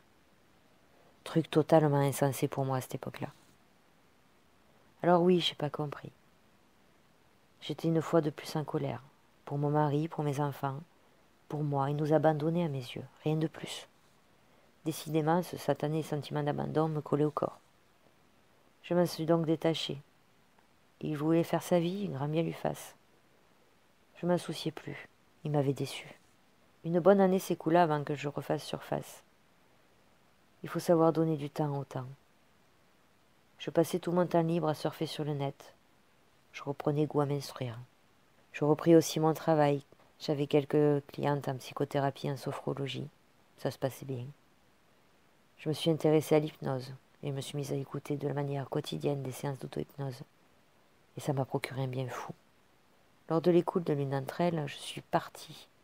Ça faisait très longtemps que je n'avais plus fait de voyage astral.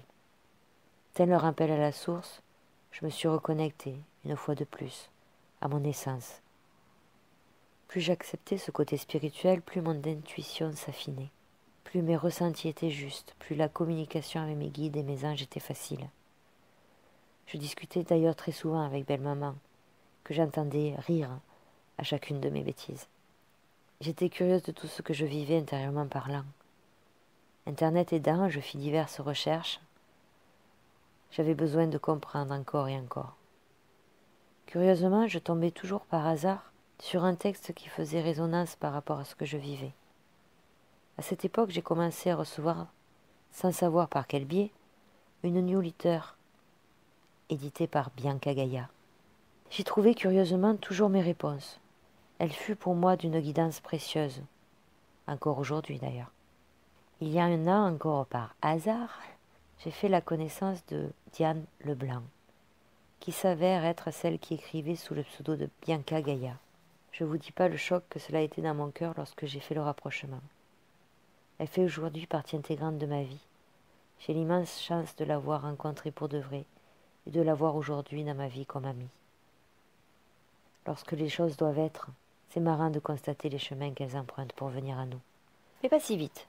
Retournons en 2004. À cette époque, j'ai une amie qui me parla du Reiki. Ce qui m'intéressa fortement car mon côté magnétiseuse me pompait beaucoup d'énergie. J'avais appris à me protéger, mais il me manquait encore tant de connaissances à ce sujet. Le Reiki viendrait combler ces lacunes-là. J'ai commencé à m'initier à cette technique énergétique. Bon, j'ai commencé par le plus classique, le plus médiatisé, le Reiki Usui. Mais bien qu'il me permît d'avancer, que ce soit intérieurement parlant comme en connaissance en énergétique, je m'y sentais comme enfermée. Je savais qu'il existait d'autres systèmes énergétiques. J'ai donc commencé à chercher ce qu'il existait d'autre. Le Reiki Kundalini, Shambhala et Atlante ont beaucoup résonné en moi. Je me suis donc naturellement dirigée vers eux. Il m'aura fallu 1 an pour me former à ces énergies-là, pour les intégrer aussi. Elles m'auront permis de beaucoup avancer sur mon chemin, autant du côté mental que du côté énergétique et spirituel. Cela m'avait fait tellement de bien que je voulais en faire profiter tout le monde. Cette année-là, j'ai été prise d'une sacrée boulimie de formation. J'ai appris le massage assis en mât, J'ai appris le Dien Shan, réflexologie faciale, la réflexologie plantaire et palmaire, bref, tout ce qui m'intéressait, je fonçais l'apprendre. En 2005, je fis la connaissance de Max, un être qui allait faire un passage express mais intense dans ma vie. Nous avons fait connaissance par le biais d'un couple d'amis. Ce jour-là, je ne l'ai pas particulièrement apprécié. Son tempérament m'agaçait profondément. Ce n'était pas gagné et pourtant, nous sommes rapidement devenus très proches. Il me surnommait le Pins. Oui, je suis pas super grande, hein, mais bon, quand même. Mais voilà, il était malade. Cancer. Encore. Sans espoir de guérison en phase terminale. Et bim, on venait appuyer sur ma blessure. Pour le soulager, lui apporter un peu de douceur, je lui prodiguais des soins Reiki. Et ça lui faisait un bien fou. Il avait moins de nausées dues au traitement et aux chimiothérapies. Il dormait mieux et avait plus d'appétit. Il me disait souvent, si seulement les gens comme moi pouvaient ressentir ces bienfaits. De là m'est venue l'idée de créer une association qui ouvrirait ce genre de soins aux personnes en pathologie lourde, telles que le cancer. Mais pas que. Mon papette est parti d'un cancer, belle-maman aussi. Max en était proche. Comme j'ai besoin de trouver un sens aux choses, je me disais que c'était peut-être pour me guider vers cette voie. J'ai donc commencé à me renseigner, monter les statuts de l'association, chercher des solutions afin de financer un lieu, etc. Tout se mettait en place avec une fluidité déconcertante. Comme quoi, lorsque nous sommes sur le bon chemin, tout avance dans le bon sens avec facilité. L'état de santé de Max se détériorait. Je n'avais pas la prétention de dire que j'aurais pu le guérir, mais j'avais quand même le regret d'être arrivé trop tard dans sa vie. Toujours ce sentiment d'impuissance de ne pouvoir guérir et aider tout le monde. J'avais trouvé le lieu parfait, une grande maison dans un petit village, avec un rez-de-chaussée où nous pourrions dispenser entre autres des cours de sophro et de yoga. 4 grandes pièces à l'étage pour y accueillir des professionnels du bien-être, ce qui financerait les frais de location et de gestion du lieu, et une pièce pour y faire mon bureau. Une pièce pour l'accueil, bref, tout était parfait et bien huilé. L'association était viable. La maison du bien-être allait pouvoir ouvrir ses portes. Un mois avant, jour pour jour, mon téléphone sonna. Max venait de rejoindre les étoiles. Que dire si ce n'est « Merci l'ami d'avoir fait partie de ma vie. Merci d'avoir cru en moi et de m'avoir poussé sur ce chemin-là. Et surtout de m'avoir permis de t'accompagner jusqu'au bout de ta route. » Oh, il en avait marre, Max. Il souffrait beaucoup. Il n'en pouvait plus de se voir si amaigri, si réduit dans sa vie d'homme. Je sais que ce fut une libération pour lui de partir. J'ai compris ça, bien sûr, mais ça n'empêche pas d'avoir mal de son départ. Et je savais que là où il était à présent, il était bien et il était à présent libre, Max. Max était un infographiste de grand talent. Mes compétences sur Photoshop et mes facilités sur la création de sites web, c'est à lui que je les dois. D'ailleurs, à chaque fois que je crée, il est présent à mes côtés. Je lui disais, mais Max, même si je sais comment faire techniquement parlant, j'aurai jamais ta créativité. Et il me répondait, arrête de te plaindre, le Pins. La créativité, ça vient au fur et à mesure. Lance-toi et tu verras. Et il avait raison, comme toujours. Octobre 2006, j'inaugure la maison du bien-être, non sans beaucoup d'émotion. Chaque pro pouvait bénéficier d'un bureau sympa avec un loyer plus que correct, à condition que les membres de l'asso, ceux pour qui j'avais créé tout ça, puissent bénéficier de leurs prestations à un tarif symbolique. En parallèle, Zen en soi est né. Je m'étais trouvé une identité professionnelle, tout était parfait. En 2007, maman tomba malade, déclarée souffrant de troubles bipolaires. D'une femme affirmée, autonome, qui n'avait peur de rien, elle devint quelqu'un de fragile, apeuré. Après quelques tentatives de suicide, elle fut hospitalisée un certain temps. Ce fut un déchirement total de devoir prendre ce genre de décision pour la protéger. Je n'arrêtais pas de dire à ses médecins de lui faire des examens pour sa thyroïde, chose qu'il tardait à faire encore et encore, jusqu'au jour où j'ai tapé du poing sur la table et exigé qu'on lui fasse enfin ses examens. Une fois cela enfin fait, ils se sont aperçus de son problème de thyroïde, ce qui nous a permis de trouver le meilleur des traitements. Bien qu'elle allait de mieux en mieux, elle gardait quand même les stigmates de ces semaines passées au fond du gouffre. Dur de voir sa maman ainsi. Dur aussi pour elle d'accepter son nouveau. Heureusement que mon frère et mon mari étaient là pour la soutenir et prendre le relais quand j'en pouvais plus. Durant cette période, recevoir les gens en psychothérapie me devenait insupportable. J'avais tellement à gérer du côté de maman que retrouver ça au travail, j'en pouvais plus.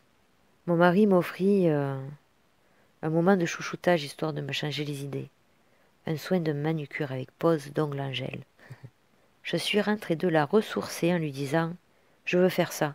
Pas besoin de réfléchir ni d'écouter les gens. C'est technique, ça me plaît. » Déconcerté, mon mari me dit « Ok, cherche-toi une formation alors. » Il m'a toujours soutenue, même dans mes idées les plus improbables.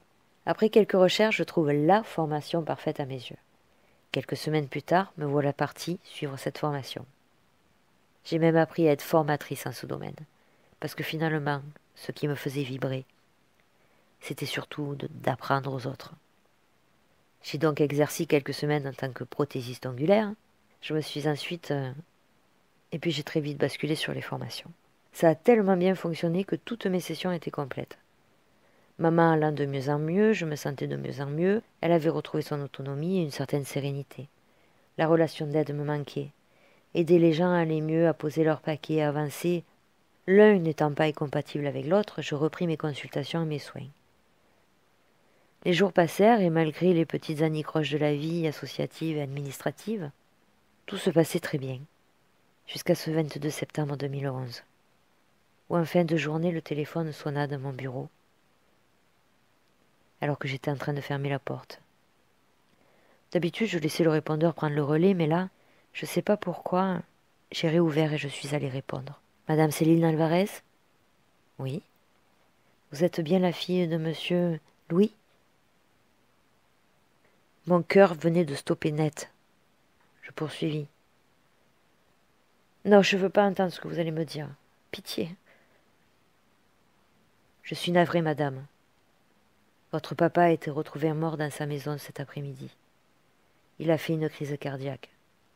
Nous sommes arrivés bien trop tard. » J'ai hurlé. Mon cœur d'enfant venait d'exploser en 1000 morceaux.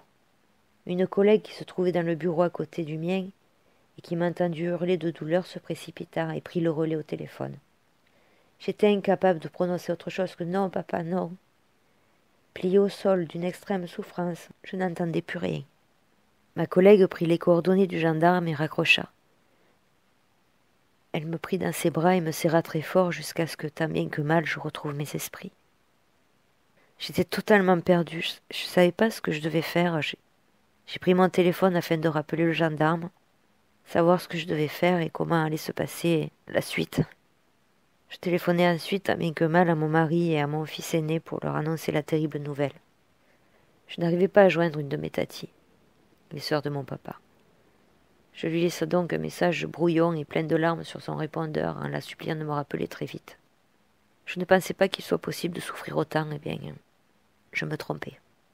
Mon fils aîné et mon mari me rejoignirent au centre du bien-être et me raccompagnèrent à la maison. Ma tati me rappela, elle n'avait pas compris mon message. Je pleurais tellement en lui laissant que mes mots étaient incompréhensibles. Je lui dis donc péniblement que mon papa était mort.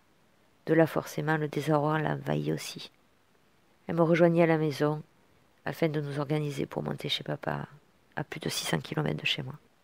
Le lendemain matin, je prenais la route avec ma tati pour affronter cette dure réalité.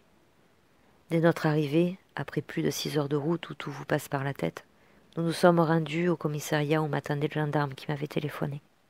Il m'expliqua ce que j'avais à faire, me remit les clés de la maison de papa et m'invita à aller aux pompes funèbres où se trouvait déjà le corps de papa. Lorsque je suis rentrée dans cette pièce froide, je l'ai vu là, allongé, comme endormi. Je suis redevenue la petite fille de 5 ans et demi à qui on arrachait son papa. Les seuls mots que j'arrivais à sortir étaient « c'est pas possible, c'est pas possible ». Même dans ces moments les plus douloureux, nous trouvons en nous la force de faire face, d'assurer ce qu'il faut assurer. Comment? J'en sais strictement rien. Il faut tenir bon, c'est tout. Nous nous sommes rendus chez lui afin de récupérer les papiers importants dont j'aurais besoin pour son enterrement et pour les différentes administrations à prévenir. J'ai réglé les détails de son rapatriement dans le village où mes grands-parents paternels vivaient. qu'il puisse être mis en terre dans le caveau familial. Et nous sommes repartis. C'est terrible de devoir annoncer à ses grands-parents, déjà très âgés, que leur fils aîné est décédé. Eux qui avaient déjà perdu un fils 1 an auparavant. Après avoir réglé les détails de la cérémonie et de l'enterrement, j'ai pu veiller mon papa quelques jours avant notre dernier au revoir. Je remercie ma famille du côté de papa de m'avoir aussi bien enveloppé durant ce dur moment, alors que leur peine était lourde aussi. La vie m'a quitté ce vendredi 22 septembre 2011 à 17h36 précise. J'étais vide, rempli de larmes du matin au soir et du soir au matin. J'étais là amorphe, j'avançais tel un automate, sans plus aucune lueur de vie dans le regard. Je ne comprenais pas pourquoi je souffrais autant, je n'arrêtais pas de le dire d'ailleurs. Bien sûr, je venais de perdre mon papa, normal que je souffre quelque part, mais là, je sentais bien que ma souffrance allait bien au-delà. Fin novembre, je ressentis comme un poids en moins. Je me retrouvais avec une souffrance légitime, non démesurée comme elle l'avait été jusqu'alors. J'ai compris pourquoi le lendemain, lorsque ma tati me téléphona. La veille, elle était allée voir, sans me le dire, une médium spirit. Elle lui expliqua que papa avait ressenti une forte douleur dans la poitrine, mais qu'il n'avait pas conscience qu'il était mort. Il se retrouvait à errer dans sa maison et ailleurs, seul, comme si tout le monde avait disparu. Cette médium spirit a expliqué à papa ce qu'il s'était passé et l'a fait passer dans la lumière. C'est à ce moment précis que j'ai ressenti ce poids en moins. La souffrance que je ressentais, c'était la sienne en plus de la mienne.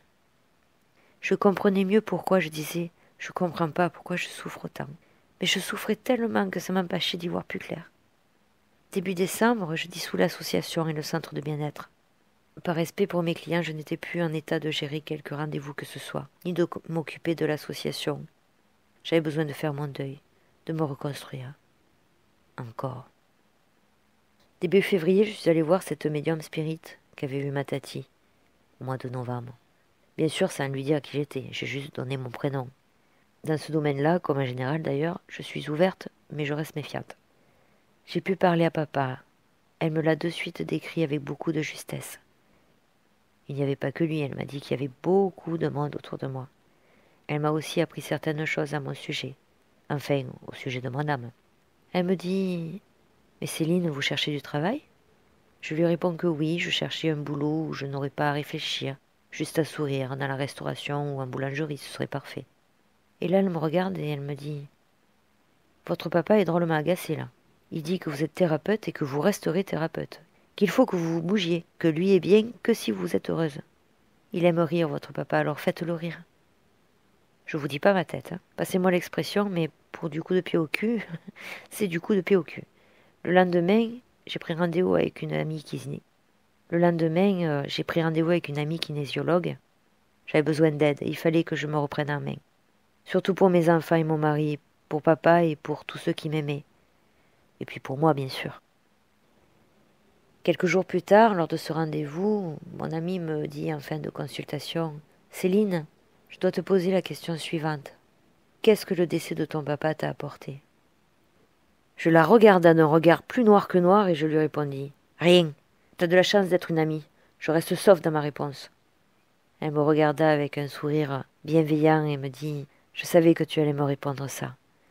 Mais laisse germer cela dans ton cœur et réponds-moi le jour où tu auras la réponse. » Notre rendez-vous se termina ainsi, me laissant avec cette foutue question. Jour après jour, étape après étape, un pas après l'autre, je retrouvais goût à la vie, j'avançais sur mon chemin. En mai-juin, je repris mes consultations et soins, à distance et au centre de bien-être qu'une collègue diététicienne avait repris à mon départ. Mes capacités médiumniques se développaient vraiment très vite. Je ressentais des choses que je n'avais jamais ressenties jusqu'ici. Au plus les jours passaient, au plus les demandes de rendez-vous se multipliaient. J'ai donc pris la décision de ne plus travailler qu'à distance, ce qui me permettait d'être plus disponible côté plage horaire et qui gommait aussi la barrière géographique. J'ai pris enfin conscience de ce que papa, ou plutôt son départ dans les étoiles, m'avait apporté. Lui là-haut, à mes côtés, je n'avais plus peur. Je savais qu'il me protégeait, qu'il me guidait. J'ai alors téléphoné à mon ami kinésiologue qui m'avait posé cette terrible question quelques mois auparavant, question qui m'avait fait violemment réagir. et qui me taraudait l'esprit depuis qu'elle me l'avait posée. Elle méritait d'avoir la réponse. Commençait alors mon chemin de réconciliation avec ma spiritualité. J'avais décidé de faire la paix en moi, d'accepter toutes mes facettes et d'être moi, authentique à 100%, avec tout le monde, quelle que soit la situation, autant dans ma vie personnelle que professionnelle. Tant pis pour ceux à qui cela ne conviendrait pas. Je savais que de toute façon, cela attirerait à moi les bonnes personnes. J'ai aussi compris très tôt que j'avais le choix entre m'apitoyer sur mon sort et me laisser gagner par le rôle de victime ou de prendre la situation avec un peu plus de hauteur, en la considérant comme un nouveau défi dans ma vie, qui allait me permettre de grandir en moi encore un peu plus. J'ai compris que j'étais libre de choisir mon attitude, mes pensées, mes émotions, que ce choix aurait des effets indiscutables dans ma vie, en moi et tout autour de moi. Quoi que j'étais amenée à vivre, je me rendais compte, au fil du temps, que j'étais la seule à décider ce que j'allais y faire vis-à-vis de chaque situation, de lui donner de la valeur ou pas, de la laisser avoir un impact sur moi ou pas. Je pouvais me révolter, me soumettre passivement pour survivre. Il n'y avait aucun doute en moi à ce sujet.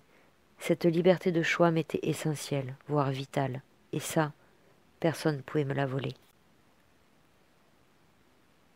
En février 2013, mon mari, en déplacement professionnel, me téléphona en me disant que son frère avait essayé de le joindre à plusieurs reprises, en me demandant si je pouvais le rappeler car lui était encore au travail. À ces mots, je compris qu'il s'était passé quelque chose de grave. Je savais qu'il allait m'annoncer un décès. En composant le numéro de mon beau-frère, je prononçai à voix haute. Je sais ce qu'il va m'annoncer. Ce que je ne sais pas, c'est qui est décédé.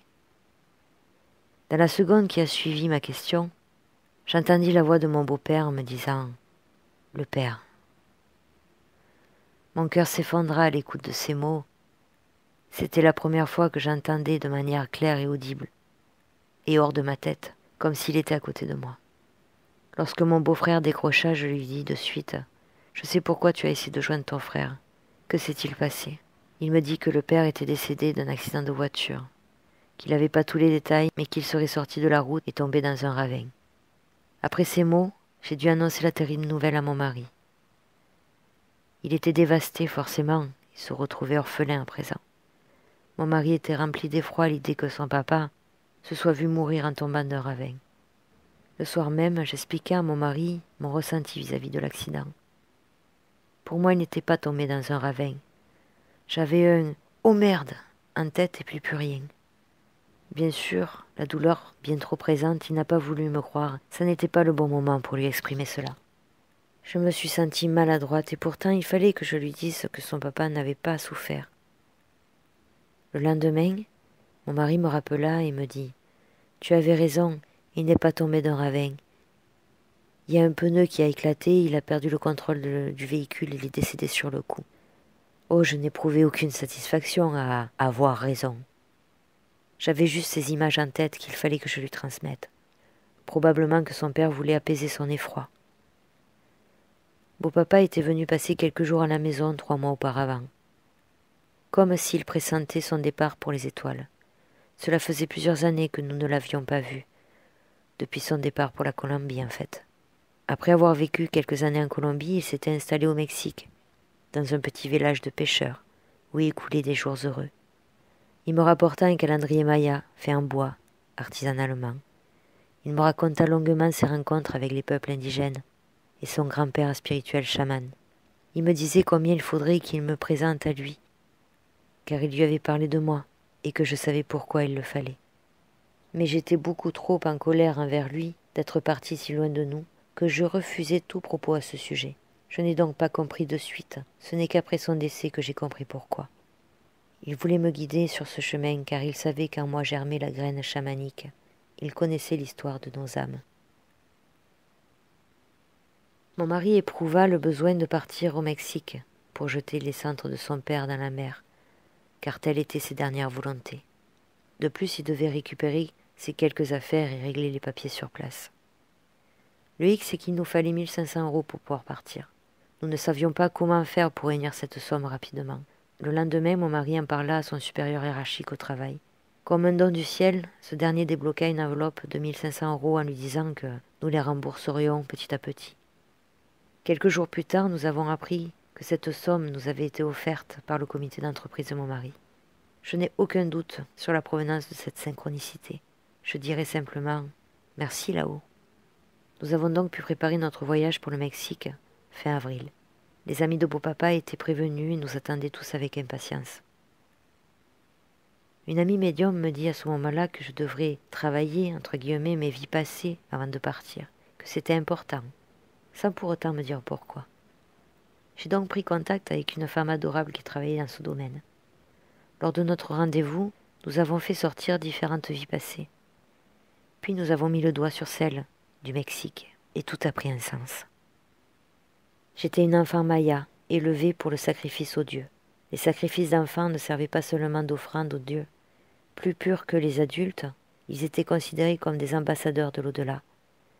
Ceux qui étaient sacrifiés étaient honorés. Ils devenaient les représentants du peuple, vivant pour l'éternité parmi les dieux. Ils étaient déifiés, comme les dieux honorés. Parfois, les familles faisaient don de la vie d'un de leurs enfants. Ce fut mon cas. Mon beau-papa était dans cette vie passée ma nourrice, celle qui m'a élevée et emmenée jusqu'à l'autel du sacrifice. Avec l'éclaircissement de cette vie passée, j'ai compris pourquoi j'avais tant de méfiance et de colère envers lui dans ma vie présente. Lui aussi avait découvert cette vie passée commune. Le départ pour le Mexique arriva à grands pas. Après de nombreuses heures de vol, mon mari et moi sommes arrivés au village où son père avait vécu ces dernières années. Nous avons rencontré ses amis, des gens formidables, et j'ai découvert un peu sa vie là-bas. J'ai compris alors pourquoi il était si bien, et lui pardonna tendrement d'être parti si loin de nous. Je dois avouer que, si nous étions partis avec nos enfants, je ne suis pas certaine que nous serions revenus en France. La vie là-bas était si douce, entourée de gens tellement adorables, je m'y sentais réellement chez moi. Le retour en France fut difficile. La culture et la gentillesse des gens nous manquaient cruellement. Et puis, la vie a repris son cours, une nouvelle fois. Après une grosse année où mon mari passait la plupart de ses week-ends à retaper la maison de papa, j'avais besoin de changer de lieu de vie. Je trouvais une grande maison et m'occupant du déménagement. Mon mari ne se sentait pas bien du tout dans cette nouvelle maison. Il a donc décidé de chercher sur Internet un nouvel lieu de vie. Et encore une fois, comme de par hasard, il tomba sur une annonce de vente d'un mas provençal à retaper. Il me montra l'annonce et quelques jours après, nous allions visiter ce bien. Pas super enchanté du lieu où il se trouvait, je me suis dit alors que quand même, ce serait idiot de ne pas saisir l'occasion qui se présentait à nous. Mon mari était surexcité à l'idée de retaper ce vieux mas. 6 mois plus tard, nous avons fini par vendre la maison que papa m'avait laissée, ce qui nous a permis d'accéder à la propriété plus vite. Merci papou. Nous avons donc déposé une option d'achat qui a été acceptée. 4 mois plus tard, nous emménagions dans notre nouveau lieu de vie.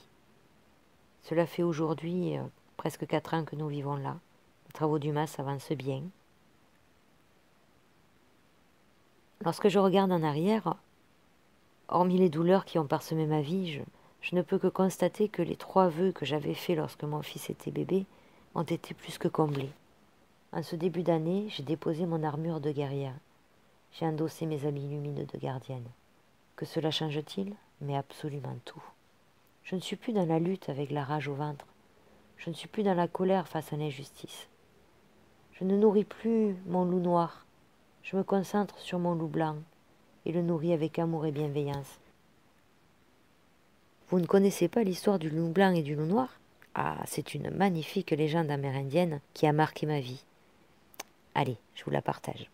Un soir, un vieil Amérindien parlait à son petit-fils du combat qui se livre à l'intérieur de chacun d'entre nous. Il lui expliqua qu'il y a 2 loups en nous qui se livrent un combat sans merci. Le loup noir, c'est la colère, le regret, l'avidité, l'arrogance, l'apitoiement, la culpabilité, le ressentiment, l'infériorité, le mensonge, l'orgueil, la supériorité, enfin bref, l'ego. Et le loup blanc, c'est la joie, la paix, l'amour, l'espoir, la foi, la sérénité, l'humilité, la bonté, la bienveillance, l'empathie, la générosité, la vérité et la compassion. Après y avoir réfléchi quelques instants, le petit-fils demande à son grand-père « Mais quel loup gagne ?» Et le grand-père lui répondit « Celui que tu nourris. » Je suis dans ce fait, dans l'accueil, le pardon et la gratitude. Mieux ancrée, je me sens en paix, heureuse sur mon chemin que je bénis chaque jour davantage. Pleine de quiétude, j'avance sereinement, savourant l'instant présent et la magie de la vie. Oh, je sais que le chemin n'est pas terminé. Je sais que je vivrai encore des épreuves. Je sais que j'ai encore des défis à relever. Mais j'ai suffisamment de hauteur à présent pour savourer ce que la vie déposera sur mon chemin. J'espère de tout cœur que mon expérience et le recul que j'ai sur ma vie vous aidera sur votre chemin, tel le phénix à renaître de vos cendres. Rien n'est impossible, sauf si on le décide ainsi. Et si parfois c'est difficile, tournez-vous, comme je l'ai fait à maintes reprises, vers ceux qui vous aideront à avancer. Il n'y a pas de honte à se faire aider à certains moments, bien au contraire. Les accords toltèques ainsi que de nombreux ouvrages de Louise Hay, Wayne Dyer, Sonia Choquette, Lise Bourbeau, pour ne citer qu'eux, m'ont énormément guidée et aidé à prendre de la hauteur. J'ai trouvé dans ces lectures beaucoup d'apaisement. J'aborde depuis la vie sous un angle beaucoup plus serein, avec un regard neuf. Puisez vos forces de vos épreuves de vie. Comprenez ce fabuleux pouvoir que vous avez en vous, de manifester le meilleur dans vos vies, et par ricochet, dans la vie des autres. Lourd est le fardeau de la dévalorisation, de l'autopunition, du sentiment de culpabilité, du manque d'estime personnelle.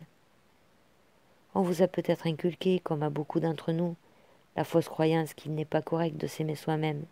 C'est pourtant ce que vous allez devoir mettre en pratique pour savourer pleinement votre vie et attirer à vous les bonnes personnes. Transmuter les habitudes, croyances, automatismes négatifs du passé qui n'est pas toujours facile, mais c'est possible. La culpabilité empêche de nous estimer, de nous aimer à notre juste valeur. Et cela se répercute sur la confiance et l'estime personnelle. Comme nos parents, nous faisons de notre mieux, mais je veille à transmettre à mes enfants le meilleur de moi-même et des bases plus solides que celles que l'on m'a transmises. Il nous incombe donc de choisir la personne que nous voulons être, en changeant nos modes de pensée et nos comportements, pour apprendre à nous aimer et à mieux aimer ceux qui nous entourent. S'accepter de façon inconditionnelle et s'aimer soi-même est la condition sine qua non pour mener une vie heureuse et comblée. Arrêtons de donner du poids, à nourrir et de ce fait faire grandir en nous ce que nous ne voulons plus, que ce soit en nous comme en ce monde. Manifestons plutôt ce que nous voulons vraiment, concentrons toute notre énergie à créer le meilleur plutôt qu'à se battre contre ce que nous ne voulons plus. Car lorsque nous nous battons contre, nous nourrissons et faisons grandir ce contre quoi on se bat. J'ai pas dit que c'était facile. Nous ne pouvons pas toujours voir de manière claire et immédiate l'impact de chacune de nos paroles, de chacune de nos pensées, de chacun de nos actes. Nul n'est parfait, mais notre idéal devrait être de causer le moins de souffrance possible autour de nous, et cela commence en nous. Il est normal que parfois il y ait des jours où nous cédons à la colère, au dégoût, à la révolte. Certaines choses sont d'une cruauté tellement inconcevable, que l'on accepte ou non, que l'on puisse le concevoir ou non, ces choses horribles existent. J'ai compris que m'indigner toute ma vie, me laisser engloutir par la colère, voire la haine, ne changerait absolument rien, bien au contraire. Le monde évolue, mais pour l'instant ces choses existent toujours, et c'est un fait. Il faut donc accepter que ces choses existent, et ensuite passer aux étapes suivantes. Nous créons notre réalité à chaque instant, en fonction de la vibration principale que nous émettons, par le biais de nos pensées, de nos émotions, comme par celui de nos actes. Alors, être dans la haine ou dans la colère ne fera qu'engendrer d'autres événements et personnes négatives dans notre vie. Nous affectons d'une manière ou d'une autre les gens que nous rencontrons. Cela arrive instinctivement et à un niveau tellement subtil et subconscient, à travers nos pensées, nos sentiments de transfert et à travers notre langage corporel. Souvent, nous le ressentons dans notre corps et nous pensons que l'autre a une bonne aura. Nous sommes touchés par ses pensées et vice-versa. Chaque fois que j'éprouve de la colère, du désarroi ou de la tristesse, j'accueille toutes ces émotions. Je me dis que j'ai le droit de ressentir ce genre de choses aussi. Et je les transmute en énergie d'amour et de lumière. Je ne les rejette plus. Je ne cherche plus à les renier ou les enfouir quelque part. Toutes ces choses infâmes que je vois me donnent du désir et de la force d'en devenir la totale opposée. Chaque chose positive que je croise sur mon chemin m'inspire et me donne la foi que c'est possible. Et chaque chose négative me rend plus forte, plus remplie d'amour car je ne combats plus. Je transmute en amour et en lumière. De ce fait, le bien, comme le mal, contribue à me rendre plus sage et plus forte. C'est à mon sens comme cela que nous embellions notre vie et nous rendons notre monde meilleur. Il y a des moments dans la vie où tout va bien, d'autres où tout va mal. Des moments où on est heureux et d'autres d'immenses souffrances. Des moments de grand partage et d'autres d'immense solitude. Des moments où l'on obtient ce que l'on veut et d'autres où on encaisse l'échec. Des moments de fou rire et d'autres de grande colère. Des moments où on se sent fort et d'autres où tout nous démonte. La vie, c'est ça. Un mouvement incessant. Comme tout ce qui nous entoure. Tout bouge en permanence. Tout évolue. Et quand on évolue, on nettoie beaucoup de choses qui forcément nous reviennent en pleine figure, une dernière fois. À nous de choisir de les retenir ou de les accepter, de leur dire « ça c'était avant, merci et au revoir » et d'avancer. J'ai vécu tant d'épreuves, certaines que je pensais insurmontables. Si je ne m'étais pas accroché à mes rêves, objectifs, envies, peu importe le nom qu'on leur donne, je serais morte des centaines de fois. J'ai toujours su que derrière les nuages se trouvait le soleil, et que quoi qu'il se passe, il serait toujours là. Pour avoir baissé les bras quelquefois, je me suis aperçue que cela n'arrangeait rien, bien au contraire. En faisant ça, je m'enlisais encore plus. Le côté sombre n'avait rien de bon, il était encore plus destructeur que les épreuves elles-mêmes. Je me suis aperçue également que le bonheur n'arrive pas via les autres, mais bien par soi. Et surtout que, même si certains jours étaient pourris, cela ne voulait pas dire que toute ma vie l'était. Alors les jours sans, je me ressource, je m'isole, je médite plus que d'habitude, ce qui me permet de me recentrer et de trouver la paix. Je m'entoure des personnes qui me font du bien. À toutes celles-là, je veux leur dire merci de toute mon âme, car elles m'empêchent de sombrer. L'amour est notre force.